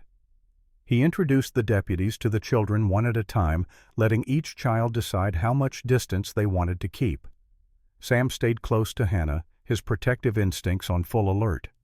Ruby kept Jessie in her arms, watching the newcomers with wary eyes. But it was Grace who surprised them all. She walked right up to Deputy Webb and looked at his badge. "Is that real?" "It is." "Does it mean you help people?" "It means I try to." "Good." She nodded firmly. "Because we need a lot of help." Webb crouched down to her level. "What's your name?" "Grace. Grace Holloway. My mama is in heaven now, but before she went she said angels would look out for me." She studied his face. "Are you an angel?" Something softened in the deputy's expression. "No, sweetheart, just a man trying to do what's right." "That's what Mr. Ethan said, too." Grace turned to look at Ethan and she smiled. Really smiled, the first genuine smile he'd seen from any of them. Maybe that's what angels look like when they're pretending to be people. The next few hours were spent in careful planning. Deputy Webb explained that Marshal Sterling had already sent word to the territorial governor alerting him to the situation. If Blackwood tried to claim legal ownership of the children, he'd have to do it through proper channels, which meant time, which meant opportunity. "But that only works if we can keep the children safe until the legal process plays out," Webb said. "Blackwood won't wait for courts. He'll come himself or send enough men to take what he wants." "How many men does he have?" "Last count maybe 20 regular employees plus however many guns he can hire when he needs them." Ethan did the math in his head. 4 deputies himself against 20 or more armed men. Not good odds. "We need more people," he said. "Working on it." Webb rubbed his jaw. "Marshall's putting together a posse, but it takes time. Folks are scared of Blackwood. His reach is long and his memory longer." "What about the Army?" "There's a fort 2 days east." "Already sent a rider. But the Army moves slow, and they don't like getting involved in civilian matters unless there's proof of serious crimes. Children being enslaved isn't serious enough. It is to us. It is to any decent person. But to some colonel sitting behind a desk, it's a local matter until someone proves otherwise." Ethan wanted to hit something, wanted to ride up to that camp himself and burn it to the ground. But that wouldn't help the 6 children depending on him. That would just get him killed and leave them alone again. "So we wait," he said. "We wait, we prepare, and we pray. Blackwood gives us enough time." He didn't. On the 3rd day, just as dusk was settling over the valley, Sam came running from the barn. "Riders!" the boy gasped. "Coming up the valley, lots of them." Ethan didn't ask questions. He grabbed his rifle and ran to the porch. From there he could see them clearly. 10 riders spreading out across the valley floor like a net closing around prey. At their head a man in a black coat on a black horse sitting ramrod straight like a general surveying a battlefield. Silas Blackwood. Deputy Webb was already there, his men taking positions behind the water trough, the wood pile, the corner of the barn. Not great cover, but better than nothing. "That's him?" Ethan asked. "That's him. Doesn't look like much, does he?" "Neither does a rattlesnake until it bites you." Ethan turned to find Maggie standing in the doorway. She was pale, one arm in a sling, but upright and steady. "You should be in bed," he said. "I should be dead. Being upright is an improvement." her eyes fixed on Blackwood with an intensity that could have melted steel. "That's the man who shot me." "I know, and you're not going to give him another chance. Get back inside with the children." "No." "Maggie, he shot me once and I survived. I'm not hiding from him now. Those children need to see that I'm not afraid anymore." She paused. "And I'm not." There wasn't time to argue. The riders had stopped about 50 yards out, close enough to talk, but far enough to have running room if things went sideways. Blackwood sat motionless for a long moment, studying the ranch, the men, the defensive positions. Then he smiled. "Mr. Walker," his voice carried across the cold air, smooth and pleasant as poisoned honey, "I believe you have something that belongs to me." "I don't believe I do." 6 children, runaway laborers from my mining operation, contracted legally and properly through their surviving parents or guardians. Blackwood pulled a stack of papers from his coat, held them up. "I have documentation, signed, witnessed, filed with the territorial office. I don't care if you have a letter from the president himself. Those children aren't going anywhere." "I'm afraid that's not your decision to make. The law is quite clear on matters of contract labor." Deputy Webb stepped forward. "Mr. Blackwood, I'm Deputy Marcus Webb from Buffalo Springs. I'm going to have to ask you to take this matter up with the courts." Blackwood turned his attention to the deputy, and something changed in his expression. A flicker of recognition quickly masked. "Deputy Webb, Marcus." Blackwood's smile widened. "I didn't expect to see you here. Does your mother know you're working against family?" The words hit like a thunderclap. Ethan's head snapped toward Webb, and he saw the truth written on the young man's face. Shock, shame, confirmation. "You're his nephew," Ethan said flatly. Webb's jaw tightened. "Was. Not anymore." From inside the house came a child's voice, Sam, urgent and afraid. "He's one of them. The deputy is one of them." Ruby's voice followed sharp with betrayal. "We're trapped." Blackwood heard it too. His smile grew colder. "Yes, Marcus here is my sister's boy. Good lad. Worked for me for 3 years before he got foolish ideas about justice and righteousness." He looked at his nephew with something like pity. "You always were soft, Marcus. Your mother spoiled you." "My mother died ashamed of what you are," Webb said quietly. "She died in comfort in a house I bought her. Don't forget that." "I forget nothing." Webb's hand moved to his gun, but he didn't draw. Not yet. Blackwood looked around at the defensive positions, at the deputies at the ranch. He seemed almost amused. "You've made quite the alliance, Mr. Walker. Even Mrs. Victoria Ashford's crusade against you seems to have lost steam, though I suppose that's to be expected." His smile widened. "After all, she knows what happens to people who don't pay their debts. Her husband, the land commissioner, owes me quite a substantial sum. I thought having her discredit Miss Bennett publicly might offset some of that debt." Ethan's blood went cold. So that was it. Mrs. Ashford's hatred wasn't personal. It was coerced. "You son of a—" Deputy Webb started forward. Blackwood raised a hand. Now, let's keep this civil." Blackwood's attention returned to Ethan. "Mr. Walker, I'm told you're a reasonable man, a veteran who served his country, a rancher who minds his own business, so I'm going to give you one chance to be reasonable." "I'm listening." "Give me the children, all 6. In return, I'll pay you $500 for your trouble, and we'll forget this ever happened. You can go back to your cattle and your silence and your grief. Nobody else needs to get hurt." $500. More money than Ethan had seen in years. Enough to pay off debts, buy new stock, rebuild the ranch into something thriving. Blood money. Every cent of it soaked in the suffering of children. "Go to hell," Ethan said. Blackwood's smile flickered. "I was hoping you'd say that. It makes what comes next so much simpler." He raised one hand. "Everyone down," Ethan shouted. The first shot came from Blackwood's side, wild and high, splintering the porch rail. Ethan returned fire, saw one rider jerk and fall. The deputies opened up from their positions, and suddenly the valley was full of noise and smoke and chaos. Ethan moved without thinking, old instincts from the war taking over. Fire chamber fire. Find cover. Keep moving. Don't let them pin you down. A bullet whined past his ear. Another punched through the barn door behind him. He dropped 2 more men, saw Webb take down a third. But there were too many. They were being overrun. Then, from inside the house, a sound that turned Ethan's blood to ice. A child screaming. He sprinted for the door, burst through, and found chaos. One of Blackwood's men had come in through the back window. He had Grace by the arm, was dragging her toward the broken glass while she kicked and clawed and screamed. Sam was on the floor, blood streaming from a cut on his head. Ruby stood in front of the other children with her rusty knife, but she was trembling, outmatched, terrified.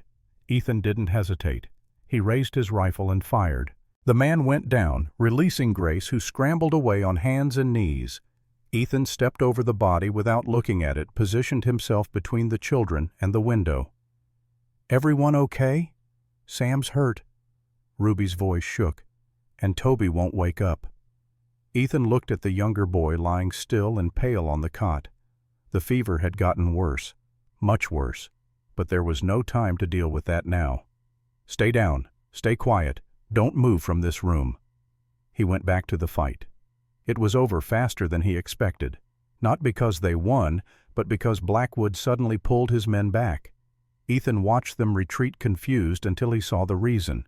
Riders coming from the south, a lot of them, 20 maybe more, with the glint of sunlight on badges and the organized movement of trained men. Marshal Sterling had arrived. Blackwood saw them too. His face went rigid, calculating, adapting. Then he wheeled his horse around and shouted for his men to fall back.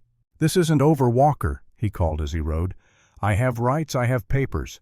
The law is on my side." "Then come back with the law," Ethan shouted after him. "But don't bring guns to a fight you started." Blackwood didn't respond, just disappeared into the trees with his surviving men leaving their dead behind in the snow. Deputy Webb appeared at Ethan's side, blood on his sleeve from a graze, but otherwise intact. "You okay?"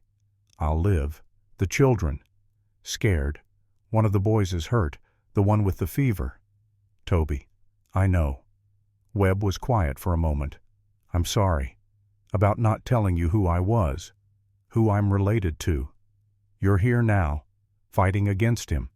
That's what matters. Is it? Sam was right to be suspicious. I am one of them, or I was." "You're one of us now," Ethan said firmly. "You proved that when you pulled that trigger." Marshal Owen Sterling was a tall man with gray at his temples, and the kind of presence that made people stand straighter when he walked into a room. He listened to the whole story without interrupting. When Ethan finished, Sterling was quiet for a long moment. "My brother spoke highly of you," he finally said. "Said you were the bravest man in the regiment. Said you saved his life at Antietam." "He saved mine first." "That's what he said you'd say." Sterling almost smiled. "Mr. Walker, what you've done here, taking in these children, standing up to a man like Blackwood that takes a different kind of courage than warfare, the kind that doesn't get medals." "Don't want medals, just want those children safe." "They will be. I'm taking personal responsibility for this case. Blackwood's papers might hold up in some corrupt mountain court, but they won't hold up in mine." Sterling's expression hardened. "His empire is going to fall, Mr. Walker. It might take time, but it's going to fall." Dr. Hayes arrived with the marshal's group. He went immediately to work on Toby, whose condition had deteriorated badly. The boy's fever was at 104 degrees. His breathing came in short, desperate gasps. His lips had taken on a bluish tinge. "Pneumonia," Dr. Hayes said grimly after his examination. "Advanced. The stress and exposure made it worse." "Can you help him?" Ethan asked. "I can try, but he needs to be in town in a proper bed with proper medicine, and even then—" The doctor shook his head. "He's very weak. It could go either way." "Do whatever you have to do," Ethan said. "Whatever it costs. Just save him." That night, with guards posted and the children finally asleep, Ethan sat on the porch watching the stars. He was exhausted beyond measure, every muscle aching, his mind spinning with everything that had happened. Maggie found him there. She moved slowly, favoring her wounded shoulder, but there was determination in every step.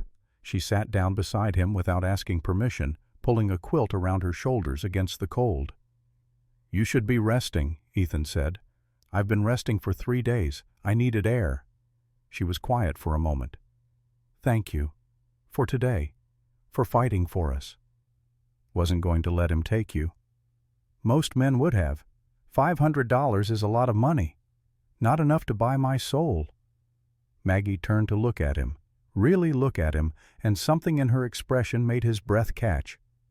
"You're a good man, Ethan Walker." "I'm just a man doing what's right. That's what makes you good." She paused. "Ruby told me what you said to her, about her mama's death not being her fault. It's the truth. It's what she needed to hear, what I should have told her myself, but didn't know how." Maggie's voice went soft. "She looks at you like you hung the moon. You know that?" "She looks like my daughter. I can't help but see Charlotte when I look at her." "Is that all you see?" Ethan was quiet for a long moment. "No. I see a brave little girl who saved her mother's life, who kept 5 other children alive through hell, who deserves a chance to just be a child again." "And me?" Maggie asked. "What do you see when you look at me?" It was a dangerous question, the kind that changed things. Ethan knew he should deflect, make a joke, change the subject. But sitting there in the starlight with this woman who'd fought death and won, he found he didn't want to. "I see strength," he said finally. "I see dignity. I see someone who refused to give up even when giving up would have been easier. I see." He stopped, the words catching in his throat. "What? Someone who makes this house feel less empty. Someone who makes me remember what it's like to want something besides the end of the day." Maggie was very still. Then slowly she reached out and took his hand. Her fingers were cold, but her grip was strong. "I feel it too," she said quietly. "Whatever this is, I didn't think I'd ever feel anything like it again after Thomas died. Your husband, he died in a mine accident 2 years ago. Left me with nothing but Ruby and my grandmother's medicine knowledge. I thought that was enough. I thought I could survive on that alone." She squeezed his hand. "But these past 3 days watching you with the children, seeing how you care for them, how you fight for them, I don't want to just survive anymore, Ethan. I want to live." Their eyes met in the starlight. Ethan felt something shift in his chest, something that had been locked tight for 4 years beginning to open. "Maggie," he started, but didn't know how to finish. She leaned closer. "I know it's too soon. I know we've only just met. I know there are 100 reasons we should wait. But I also know that life is short and dangerous, and tomorrow isn't promised to anyone." "What are you saying?" "I'm saying I'm glad you found us in that barn. I'm saying I trust you with my daughter's life, which is the most precious thing I have. I'm saying—" She paused, searching for the right words. "I'm saying I'd like to see where this goes, if you would." Ethan looked at her, really looked. At the strength in her face, the hope in her eyes, the courage it must have taken to say those words. He thought about Sarah, about Benjamin and Charlotte, about the family he'd lost. And he thought about Ruby and Sam and the others, about the future that might still be possible if he was brave enough to reach for it. "I'd like that," he said. "Very much."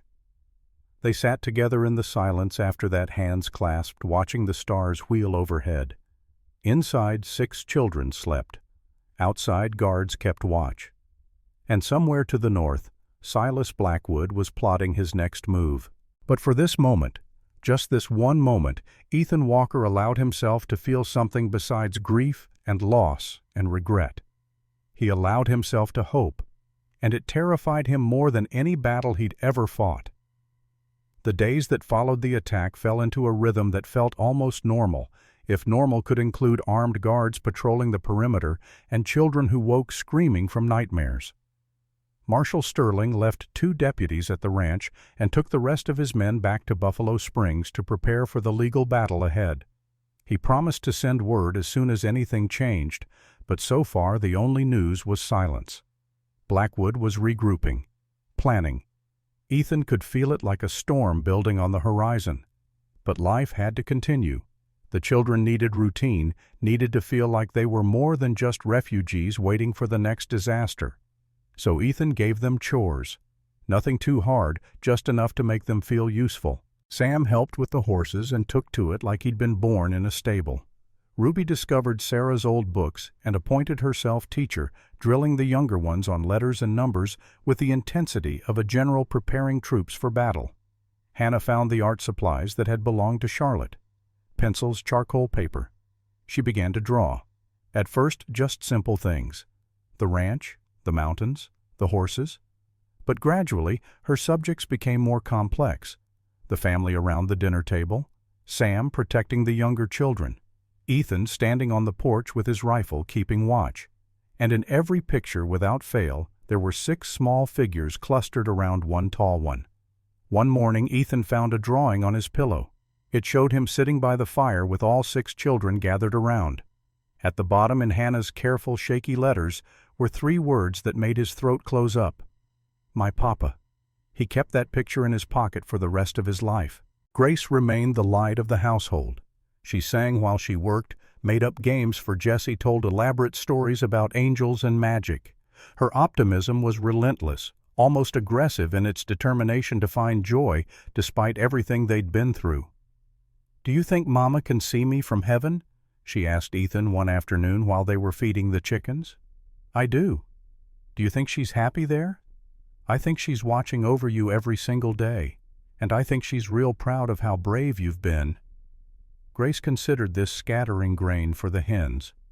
I wasn't brave. I was scared all the time. You can be both. Brave doesn't mean not scared. Brave means doing what you have to do even when you're terrified. She looked up at him with those huge eyes. Like you. Like all of us. Toby's recovery was agonizingly slow. Dr. Hayes had been honest from the start. The damage to his lungs was permanent. The boy would never have the stamina of other children his age. He'd tire easily, struggle with strenuous work, and the cough would likely never fully leave him. But Toby was stubborn. Mama said I was too stubborn to die. He'd tell anyone who'd listen, and he was proving her right. By the time of the trial, he could sit up for hours without gasping for breath. By spring, he could walk to the barn and back without needing to rest. He'd never rope cattle like Sam, never run races with Grace. But he could tend the chickens, could help Hannah with her drawings, could read to Jessie before bed. You've adapted remarkably, Dr. Hayes told him during a visit. Many boys with your condition wouldn't have made it this far. I got reasons to live, Toby said, simply looking at his family gathered around the table. Good reasons. And through it all, he never complained. Not once. You're a fighter, Ethan told him one evening while helping him with a steam treatment. She's gone now, like everyone else's mama. I know, son, I know. Toby's fingers tightened on the blanket. Are you going to be our papa now? Ruby said you might be. The question hit Ethan like a punch to the chest. He looked at this sick, scared little boy who'd been through hell and somehow still had hope left in him. Would you want that? He asked carefully. I ain't never had a papa. Not really. The men at the camp said papas are supposed to protect you, keep you safe. Toby's voice was barely a whisper. You did that. You came for us when nobody else would. Ethan had to look away, had to blink hard against the burning in his eyes. Get some rest, Toby. We'll talk more when you're stronger. Promise you won't leave. I promise. The boy smiled just a little and closed his eyes. Jessie remained the quietest of them all. The toddler rarely spoke, seemed to exist in his own world, clutching that ragged blanket and watching everything with those enormous, solemn eyes. Maggie worried about him constantly, but Maggie noticed small changes. The way Jessie's eyes followed conversations, now tracking back and forth like he was understanding more than before. The way he'd mouth words silently when Grace sang. The way his hand would reach out not just to grab, but to point, to gesture, to communicate. He's trying, Maggie told Ethan. In his own time, in his own way. He's trying to find his voice again. Then we'll wait, Ethan said, as long as it takes. He hasn't been right since his mother died, she told Ethan one evening.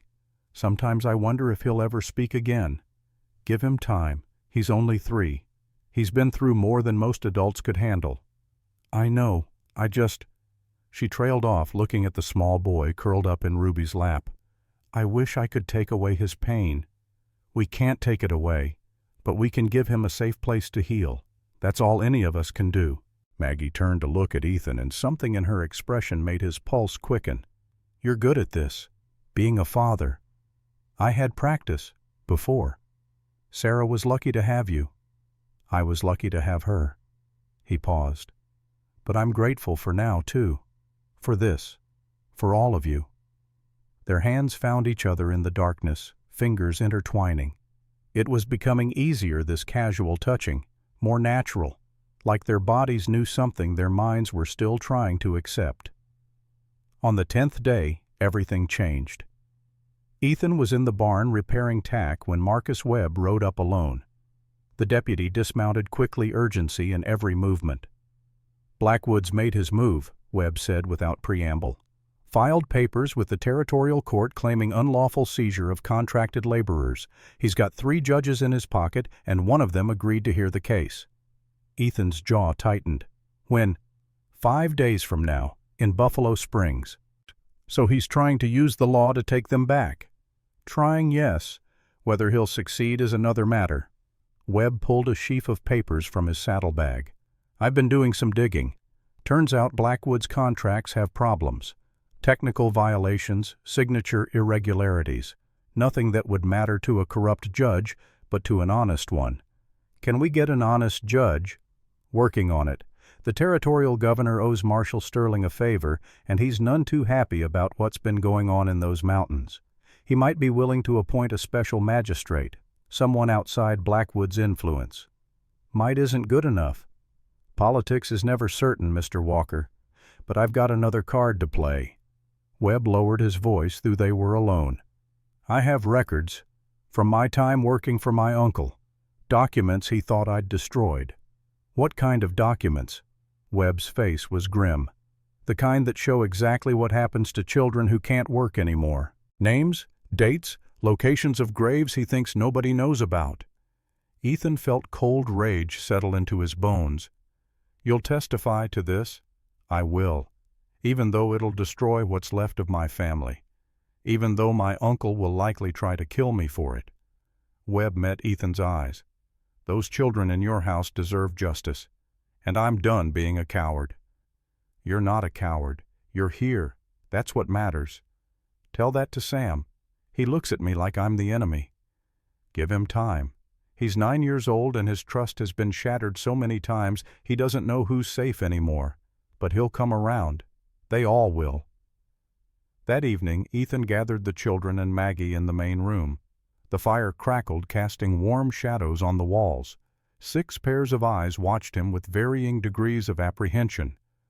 I need to talk to you about something important, he began. There's going to be a trial in Buffalo Springs. Marshal Sterling wants to stop Mr. Blackwood for good.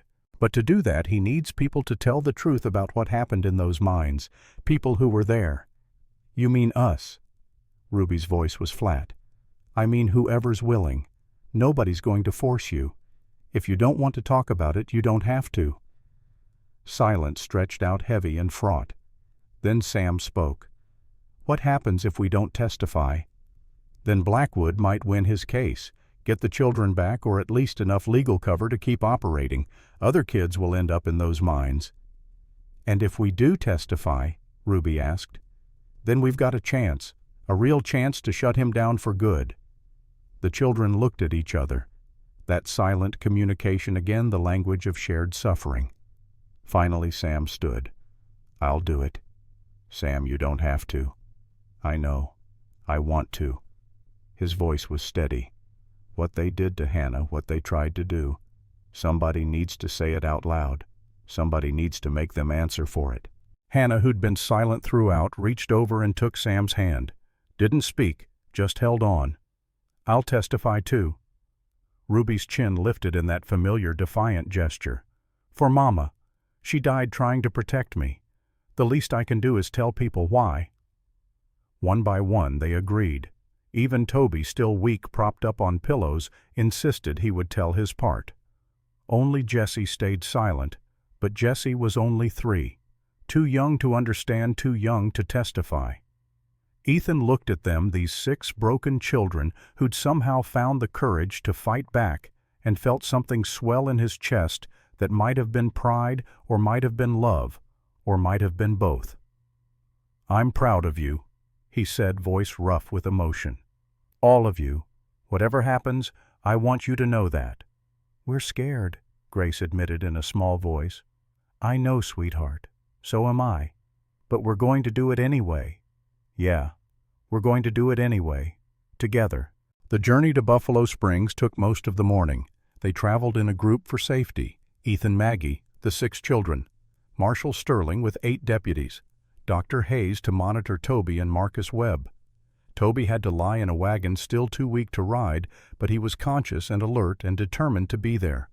The weather cooperated, cold but clear, no new snow to slow them down.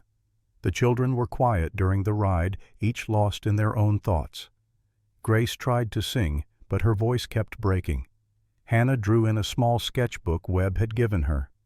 Sam rode next to Ethan, jaw set, preparing himself for what was to come. Ruby sat in the wagon with her mother and Jessie teaching the toddler to count. 1, 2, 3, 4. Her voice was steady, a lifeline of normalcy in the midst of chaos. Ethan and Maggie rode side by side for much of the journey. They didn't talk much, but their hands would find each other when the horses drew close enough. Small touches. Reassurances. Promises without words. "After this is over," Ethan said at one point, "what will you do?" Maggie looked at him surprised. "I haven't thought that far." "You could stay. At the ranch. You and Ruby. All of you. As what, your housemaid?" "As—" Ethan struggled for the right words. "As whatever you want to be." Maggie understood what he wasn't saying. Her cheeks colored slightly, but she didn't look away. "Ethan, I know it's too soon. I know you're still healing. But these past weeks, having you there, having all of you, I've felt alive again. And it's because of you." "I feel it too," she said quietly. "But let's survive the trial first. Then we'll talk about after." Buffalo Springs came into view just before noon. The town was bigger than Ethan remembered, more buildings, more people, more noise. The kind of place that was growing fast, drawing settlers and businessmen and all the complications that came with civilization.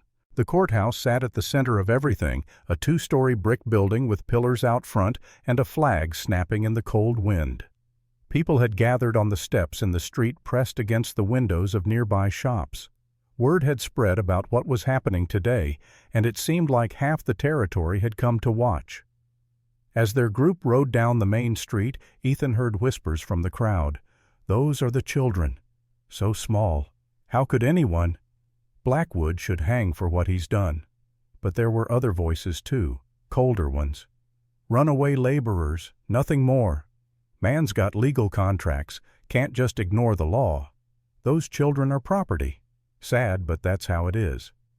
Ruby's hand tightened on the wagon rail. Ethan caught her eye and shook his head slightly. "Don't listen. They don't matter." But they did matter, he knew. Public opinion could sway judges, influence juries, determine outcomes. If enough people believed Blackwood's lies, justice might not prevail. They were halfway down the street when a woman stepped into their path. Mrs. Victoria Ashford was everything Ethan had heard, and more. Tall, imperious, dressed in expensive black silk, with a hat that probably cost more than most families made in a month. Her face was carefully composed, but her eyes blazed with righteous fury. "Mr. Walker," her voice carried across the sudden silence, "you've made your choice. I hope you're prepared for the consequences. The only consequence I care about is justice being served." "Justice?" Mrs. Ashford's laugh was brittle. "You call harboring criminals justice. These children are contracted laborers who fled their legal obligations. These children are human beings who were being enslaved. That's not what the law says. Then the law is wrong." Mrs. Ashford's face flushed red. She turned her attention to Maggie, still sitting in the wagon with Jessie in her lap. "Miss Bennett, or should I say Mrs. Bennett, Tell me, did you seduce Mr. Walker as part of your scheme?" Maggie stood up slowly, carefully mindful of her wounded shoulder. When she spoke, her voice was calm, steady, and utterly cold. "I seduced no one, ma'am. I nearly died. He saved my life. And if you have a problem with that, it says more about you than it says about me." "How dare you address me in that tone? Do you know who I am?" "I know exactly who you are. You're a woman who'd rather attack someone weaker than admit she's wrong. You're a woman who values propriety more than human life. And you're a woman I have no interest in impressing." The crowd gasped. No one talked to Victoria Ashford that way. The woman's face went from red to purple. You insolent!" "Victoria, that's enough." A new voice, older and warmer, cut through the tension. Martha Yates, owner of the town's cafe, stepped forward from the crowd. She was in her 50s, sturdy and practical, with the no-nonsense air of someone who'd seen too much to be impressed by social posturing. "This woman's been shot, nearly died, and you're attacking her character," Martha continued. "Shame on you." A few other women nodded. The tide was beginning to turn. Mrs. Ashford looked around, realized she was losing support, and drew herself up stiffly. "This isn't over. The court will decide who's right." "Yes," Maggie said quietly. "It will." Inside the courthouse, the air was thick with tension. Rows of wooden benches filled with spectators, all eyes turning as Ethan led the children down the center aisle. At the front, behind a table piled with papers, sat Silas Blackwood. He looked different from the last time Ethan had seen him. Calmer, more confident. Dressed in an expensive suit with a gold watch chain gleaming at his vest. Like a man who knew he was going to win and was just going through the motions for form's sake. 4 lawyers surrounded him, shuffling papers, whispering strategy. Behind them sat a dozen supporters, well-dressed men with hard eyes and calculating expressions. Blackwood's gaze found the children and he smiled. That same cold smile from the ranch. His eyes lingered on Ruby, on Maggie, and his smile widened. "That's him," Ruby whispered, pressing close to her mother. "That's the man who killed Mama, who tried to kill her." "I know, sweetheart, but he can't hurt us here." "He hurt you in front of people before. Didn't stop him then." Maggie had no answer to that. A door opened and the judge entered. William Morrison was in his early 60s with silver hair and a face that gave nothing away. He'd been brought in from Denver specifically for this case, untouched by Blackwood's influence. Whether that would be enough remained to be seen. He took his seat, surveyed the crowded room with sharp eyes, and brought down his gavel with a crack that made half the children jump. "This court is now in session. The matter before us is the petition filed by Silas Blackwood for the return of contracted laborers currently in the custody of one Ethan Walker." His voice was flat, procedural, impossible to read. Ethan's hands tightened on the bench in front of him. Blackwood's lead lawyer stood. Jonathan Pierce was everything Ethan expected, smooth, polished, with the kind of confidence that came from never losing. His suit was immaculate, his hair perfectly combed, his smile practiced and cold. "Your Honor, this is a simple matter of contract law. My client entered into legal agreements with the parents or guardians of these 6 children. The contracts are properly executed, properly witnessed, properly filed with the territorial office." He held up a stack of documents, fanning them out like a winning hand of cards. "They clearly establish my client's rights to the labor of these minors until the terms of service are complete. The children in question fled my client's lawful custody without authorization. They were then taken in by Mr. Walker, who has refused to return them despite repeated requests. This is quite simply theft. We ask the court to order their immediate return." The words hung in the air like poison. Ethan wanted to stand up, to shout, to call Pierce the liar he was. But Marshal Sterling's hand on his shoulder kept him seated. Judge Morrison turned to the other side of the courtroom. "Marshal Sterling, your response." Sterling stood, and there was something solid and immovable about him, like a mountain that had been there long before the rest of them and would be there long after. "Your Honor, we contend that the contracts in question are fraudulent. obtained through coercion, signed by individuals who had no legal authority to bind these children to anything. His voice was calm but carried an edge of steel. Furthermore, we have evidence that Mr. Blackwood's operation has engaged in systematic abuse exploitation and in multiple cases murder. A murmur rippled through the courtroom. Blackwood's expression didn't change, but something flickered in his eyes. "Those are serious allegations," Judge Morrison said. "Do you have evidence to support them?" "We do, Your Honor. We have documents obtained from Mr. Blackwood's own records, and we have witnesses, the children themselves." Pierce shot to his feet. "Objection, Your Honor. The testimony of traumatized children who have been clearly influenced by Mr. Walker cannot be considered reliable. They've been coached, manipulated, turned against my client." "That's for the court to determine, Counselor," Morrison said sharply. "Marshal, you may call your first witness." Sterling turned to the benches where the children sat. "We call Ruby Ann Bennett." Ruby stood slowly. She was so small, so young, dressed in a simple dress Martha Yates had provided. Her feet were still bandaged, her face was pale, but her spine was straight and her eyes were clear. She walked to the witness stand and climbed up into the chair. From there she looked out at the sea of faces at Blackwood, sitting with that cold smile at her mother, watching with barely contained fear at Ethan, who nodded once encouraging. Sterling approached gently. "Can you state your full name and age for the court?" "Ruby Ann Bennett." Her voice was small but steady. "I'm 7 years old." "Ruby, can you tell us how you came to be at Mr. Blackwood's mining camp?" She took a deep breath, gathering herself. "My mama and me, we went there for work. She was a cook. After my papa died in the mines, we didn't have nowhere else to go." "What happened when you arrived?" "At first it seemed okay. Mama worked in the kitchen and I helped her. But then Mr. Blackwood started—" She paused, her voice catching. "He started looking at me different, talking about me to his men, saying things." "What kind of things?"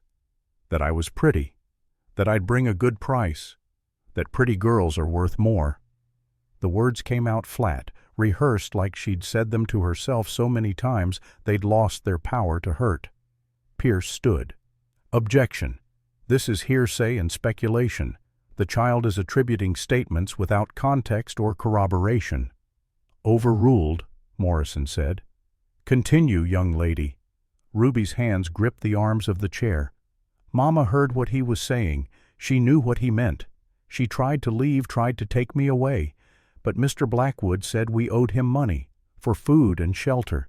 He said the only way to pay it was for Mama to sign a paper. Give me to him."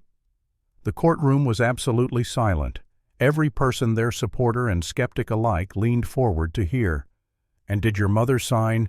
Sterling asked gently. "No, sir." Ruby's voice cracked.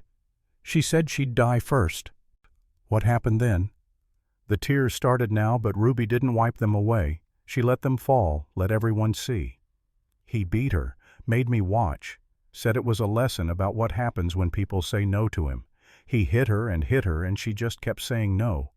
Then she grabbed a knife from the kitchen, tried to fight him, and he—" The word stuck in her throat. "Take your time," Sterling said. He pulled out a gun. Ruby's eyes found Blackwood across the courtroom. "And he shot her, right there in front of me, in front of everyone.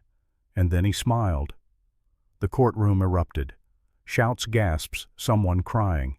Judge Morrison's gavel came down hard again and again until order was restored. Pierce was on his feet immediately. "Your Honor, I must object strenuously. This is clearly a coached testimony designed to elicit sympathy. There's no evidence to support these wild allegations." "We have the bullet wound," Sterling said coldly. "We have Miss Bennett's testimony. We have multiple witnesses. What more evidence do you need?" "I need proof that my client fired the weapon." "Miss Bennett, you say you saw my client shoot your mother. Did you actually see him pull the trigger?" Ruby's jaw set. "I saw him holding the gun. I saw the smoke. I saw Mama fall." "But did you see the actual shot being fired?" "I saw enough." "Did you or did you not see the moment the weapon discharged?" "I saw him with the gun. I saw Mama bleeding. What else do I need to see?" Pierce's smile was cold. "You saw what you thought you saw, a traumatized child in a chaotic situation. Is it possible you're mistaken about who fired the weapon?" "No." Ruby's voice was ice. "I'm not mistaken," because he smiled. After Mama fell, he looked right at me and he smiled, like it was funny, like killing her didn't matter. Another ripple through the courtroom. Someone in the back started weeping. "And what happened after that?" Sterling asked. "Mama told me to run." Last words she ever said, "Run and don't look back." So I did. I ran into the forest, found the other kids along the way. We kept each other alive. "Thank you, Ruby. No further questions." Pierce tried a few more times to shake her story to find inconsistencies, but Ruby held firm. She was 7 years old, and she'd just testified against the man who'd nearly killed her mother with a clarity and courage that most adults couldn't muster. When she finally stepped down, Maggie was there to catch her. Ruby collapsed into her mother's arms, sobbing, and Maggie held her tight, whispering words of comfort and pride. Sam was next. He walked to the stand with his shoulders back, looking more like a soldier than a 9-year-old boy. Sterling took him through the basics, how he'd come to the camp, what the work was like, the conditions underground. "Can you describe those conditions for the court?" Sterling asked. "Dark, hot, hard to breathe because of the dust. We worked 12 hours a day, sometimes more. If we slowed down, they beat us. If we got sick, they left us in the tunnels until we either got better or—" He stopped. "Or what Sam—" "Or we didn't." "Did you ever see children die in those mines?" "Yes, sir. 3 that I know of. Cave-ins mostly. Or the cough that comes from the dust. Once you got that cough, you didn't last long." Pierce objected repeatedly, claiming bias, unreliability, trauma-induced confusion. Morrison overruled, each time his expression growing darker by the minute. Then came the question Ethan had been dreading. "Sam," Sterling said gently, "can you tell the court about a man named Burke?" Sam's hands gripped the arms of the chair, knuckles white. The courtroom went silent again, sensing something important was coming. "Burke was one of Mr. Blackwood's men. He watched Hannah, watched her in a way that wasn't right." "What do you mean by that?" "The way a wolf watches a lamb." Sam's voice shook, but he pushed on, like he was waiting for his chance. He'd touch her hair when he walked by, say things to her. She was scared all the time, jumping at shadows, barely eating. "What happened?" "One night I heard Hannah scream. I ran and found Burke dragging her toward the back buildings, the ones where they took—" He couldn't finish. "Take your time." Sam swallowed hard. I knew what he was going to do. Everyone knew what happened in those buildings. So I grabbed a rock, big as my fist, and I hit him. Kept hitting him until he stopped moving. The courtroom exploded. Shouts, accusations, someone screaming that Sam should be arrested. Morrison's gavel came down like thunder. "Order, I will have order, or I will clear this court." When silence finally returned, Pierce was standing face red with righteous indignation. "Your Honor, this boy just confessed to murder. He should be taken into custody immediately." "He confessed to saving a child from rape," Sterling shot back. "There's a difference." Morrison held up a hand for silence. He looked at Sam for a long moment, and something in his expression softened. "Son, how old were you when this happened?" "9, sir, same as now." "And this man Burke, he was dragging the little girl toward buildings where children were harmed?" "Yes, sir." Morrison was quiet for a moment. Then he said, "Thank you for your honesty, son. You may step down." As Sam returned to his seat, shaking Hannah did something no one expected. She stood up and walked to the witness stand on her own. "I want to testify," she said. Sterling looked surprised but pleased. "The court calls Hannah Mitchell." Hannah was sworn in and took her seat. She was tiny in that chair, blonde hair falling around her face, blue eyes huge. For a moment she just sat there silent, and people began to whisper that she wouldn't speak. Then she did. "Burke touched me." Her voice was barely audible, but in the silence everyone heard. "He said bad things, things that made me feel dirty. I was scared all the time. When he came for me that night, I thought I was going to die." "What happened?" Sterling asked gently. Sam saved me. Sam is a hero. She looked directly at Sam, and for the first time in months, she smiled. He protected me when nobody else would.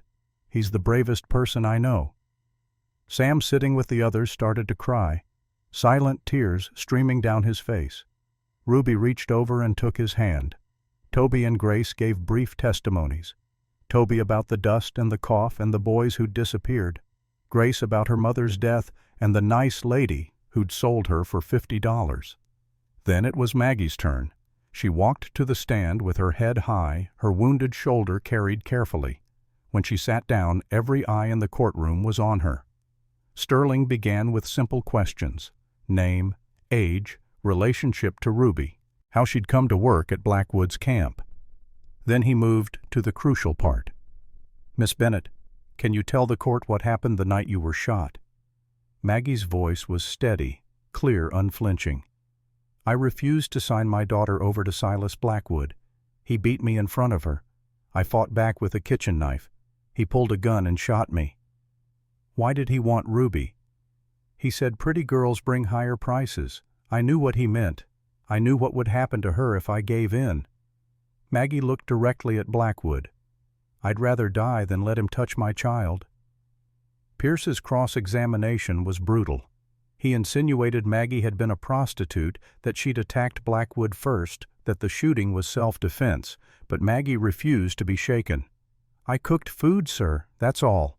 I maintained my dignity even when men like your client tried to take it from me. But you grabbed a weapon first. Isn't that assault? Defending my child from a predator isn't assault. It's what any mother would do. Spontaneous applause broke out from some sections of the crowd. Morrison had to gavel for order again. The final witness was Marcus Webb. When Webb was called, a visible ripple went through Blackwood's side of the courtroom. The man himself went rigid, his confident smile finally cracking. Webb walked to the stand with his head high, carrying a leather satchel. When he was sworn in and seated, Sterling asked the crucial question. Deputy Webb, can you state your relationship to the defendant? Silas Blackwood is my uncle, my mother's brother. The courtroom erupted again. Morrison didn't bother trying to quiet it this time, just let the noise wash over them until it died naturally. And your occupation? I was a deputy in Buffalo Springs. Before that, I worked at my uncle's mining camp for 3 years. What did that work entail? Webb opened the satchel and pulled out a stack of documents. I helped run the operation, kept records, filed reports, and I kept copies of everything. Copies my uncle thought I'd destroyed. What do these documents show? They show 23 children who died while under my uncle's supervision. They show forged contracts and bribed officials. They show payments to judges and sheriffs to look the other way. And they show, his voice caught, they show a map to a mass grave in the high meadow where he buried the ones who didn't survive. The silence that followed was absolute. Even Pierce seemed at a loss for words. Sterling took the documents, began reading selected passages aloud. Names of children, causes of death listed as accident or illness when the truth was clearly otherwise, payments to officials. Everything laid bare in Blackwood's own handwriting. When Pierce finally composed himself enough to cross-examine, his voice had lost its smooth confidence. Mr. Webb, you expect this court to believe you'd testify against your own family. I expect this court to believe the truth, that I finally chose to be a decent human being, something my uncle never taught me, but I learned anyway. You're betraying your blood. I'm honoring my conscience. Pierce tried several more attacks, but Webb held firm. By the time he stepped down, even Blackwood's supporters looked shaken. Before Morrison could call the recess, the courtroom doors burst open. A man in travel-worn clothes strode down the aisle, breathing hard. Your Honor, I apologize for the interruption. My name is Thomas Chen, Territorial Surveyor. I was hired by Mr. Blackwood 5 years ago to map his mining claims. Pierce jumped to his feet. Objection. This is highly irregular. I'll allow it, Morrison said. Mr. Chen, what brings you here?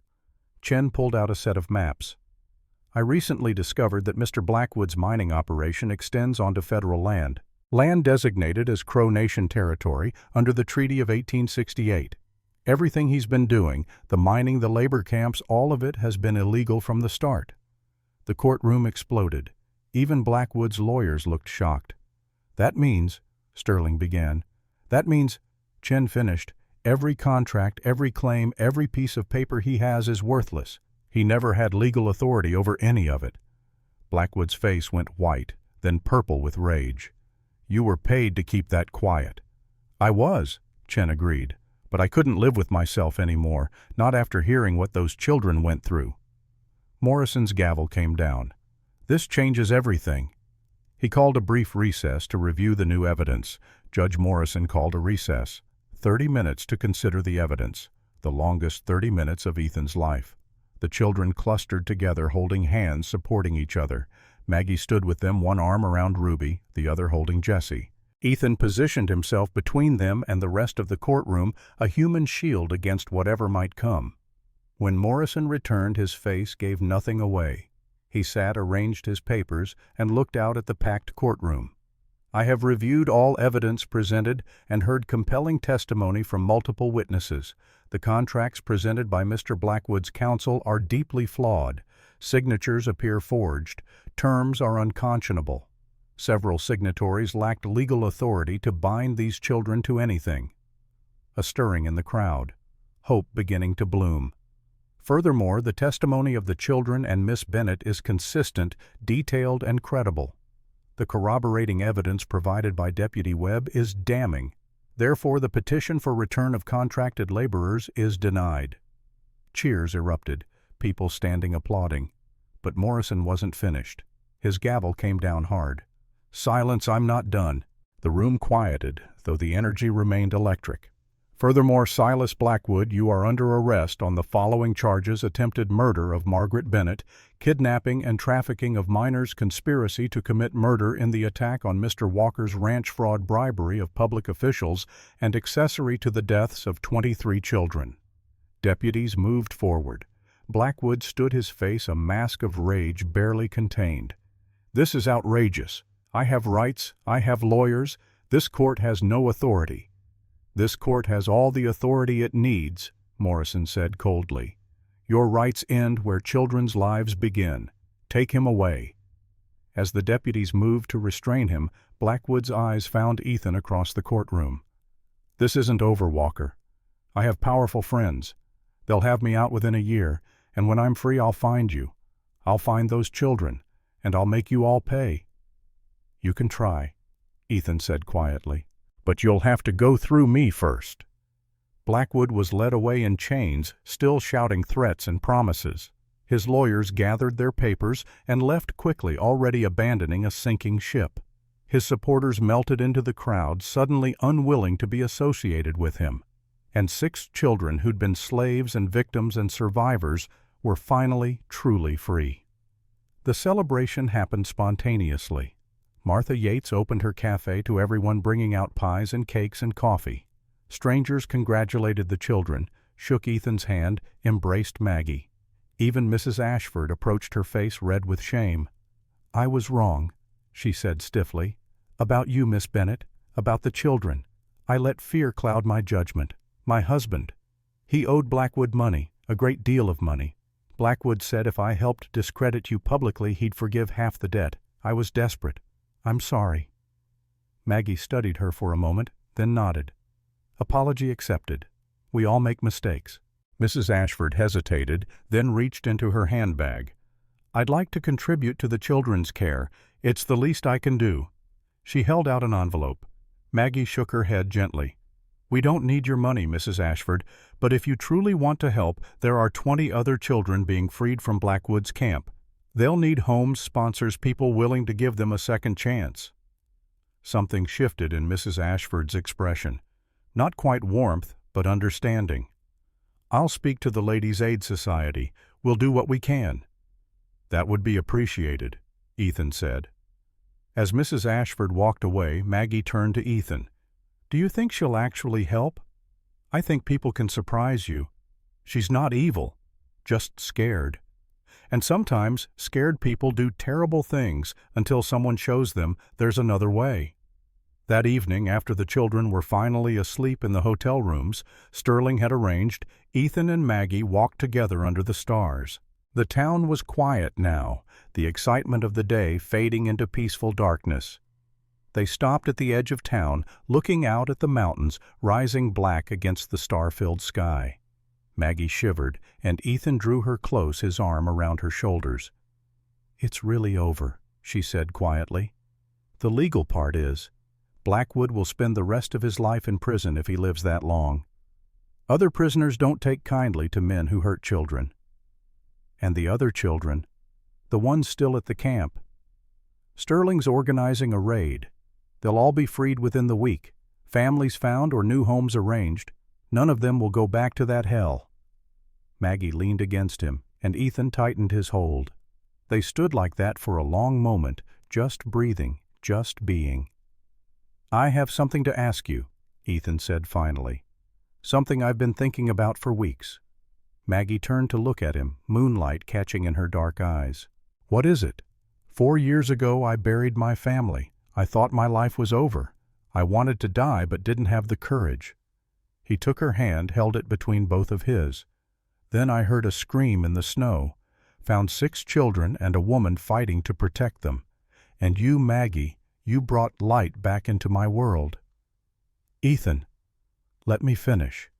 He took a deep breath. "I know it's fast. I know we've only known each other a few weeks. But I also know that life is short and uncertain, and tomorrow isn't promised. I love you, Maggie Bennett. I love your strength, your courage, your dignity. I love the way you care for those children. I love everything about you, and I want you to stay. Not as my housemate or my guest, as my wife, if you'll have me." Maggie's eyes filled with tears. "I thought I'd never love again after Thomas died. Thought I'd spend my life alone just surviving." She reached up and touched his face, her palm warm against his cheek. "But you showed me what a good man looks like, not with words but with actions. You risked everything for us. You fought for us. And yes, Ethan Walker, I'll marry you. I'll be your wife, and we'll raise these children together, and we'll build something good out of all this pain." Ethan kissed her then. Not the chaste, careful kiss they'd shared before, but something deeper. A promise and a beginning and a celebration all at once. When they finally pulled apart, both were breathless. "When?" Maggie asked. "Soon. As soon as we can arrange it. I don't want to wait." "Neither do I." They walked back to the hotel hand in hand, the future spreading out before them full of possibility. 6 months later, spring came to the Montana Valley like a benediction. Marcus Webb had become a regular visitor to the ranch.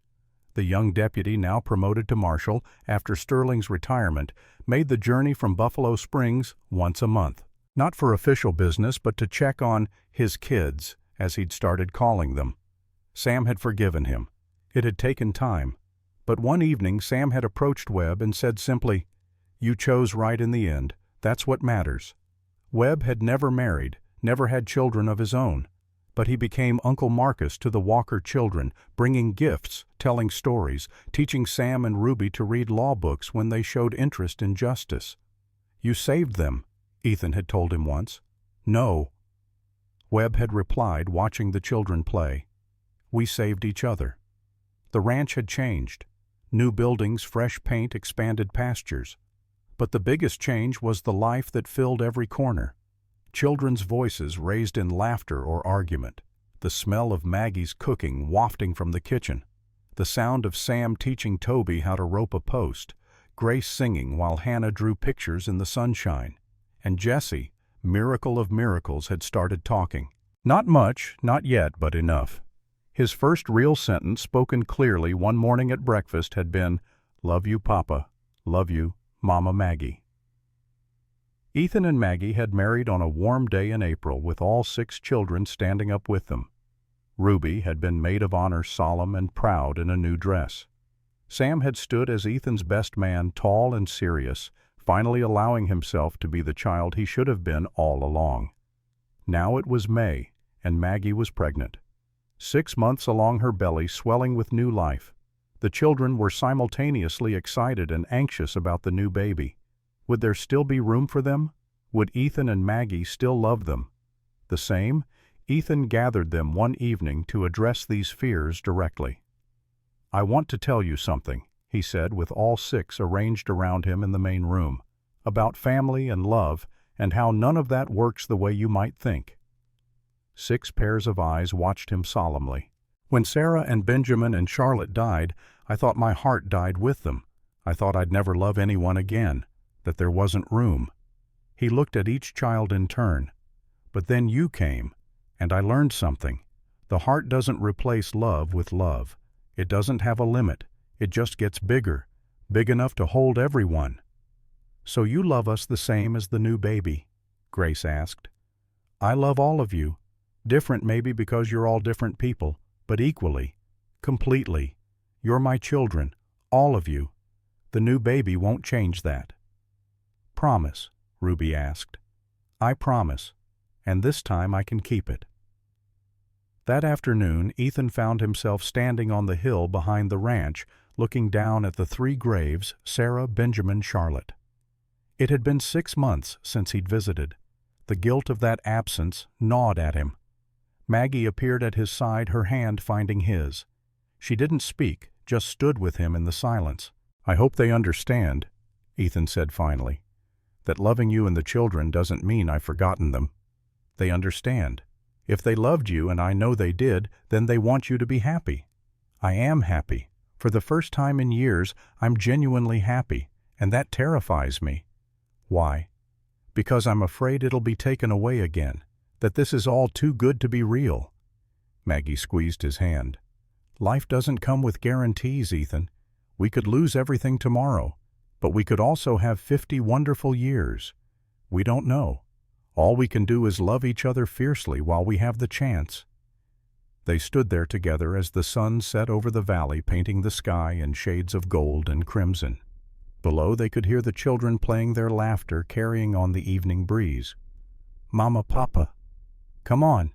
Jessie wants to show you something." Ethan and Maggie looked at each other and smiled. Then hand in hand they walked down the hill toward their family, toward their children, toward their second chance. Some stories end with tragedy, some end with triumph. This one ended with something better, something truer, something that would echo through generations. It ended with love and laughter and the daily miracle of broken people healing together.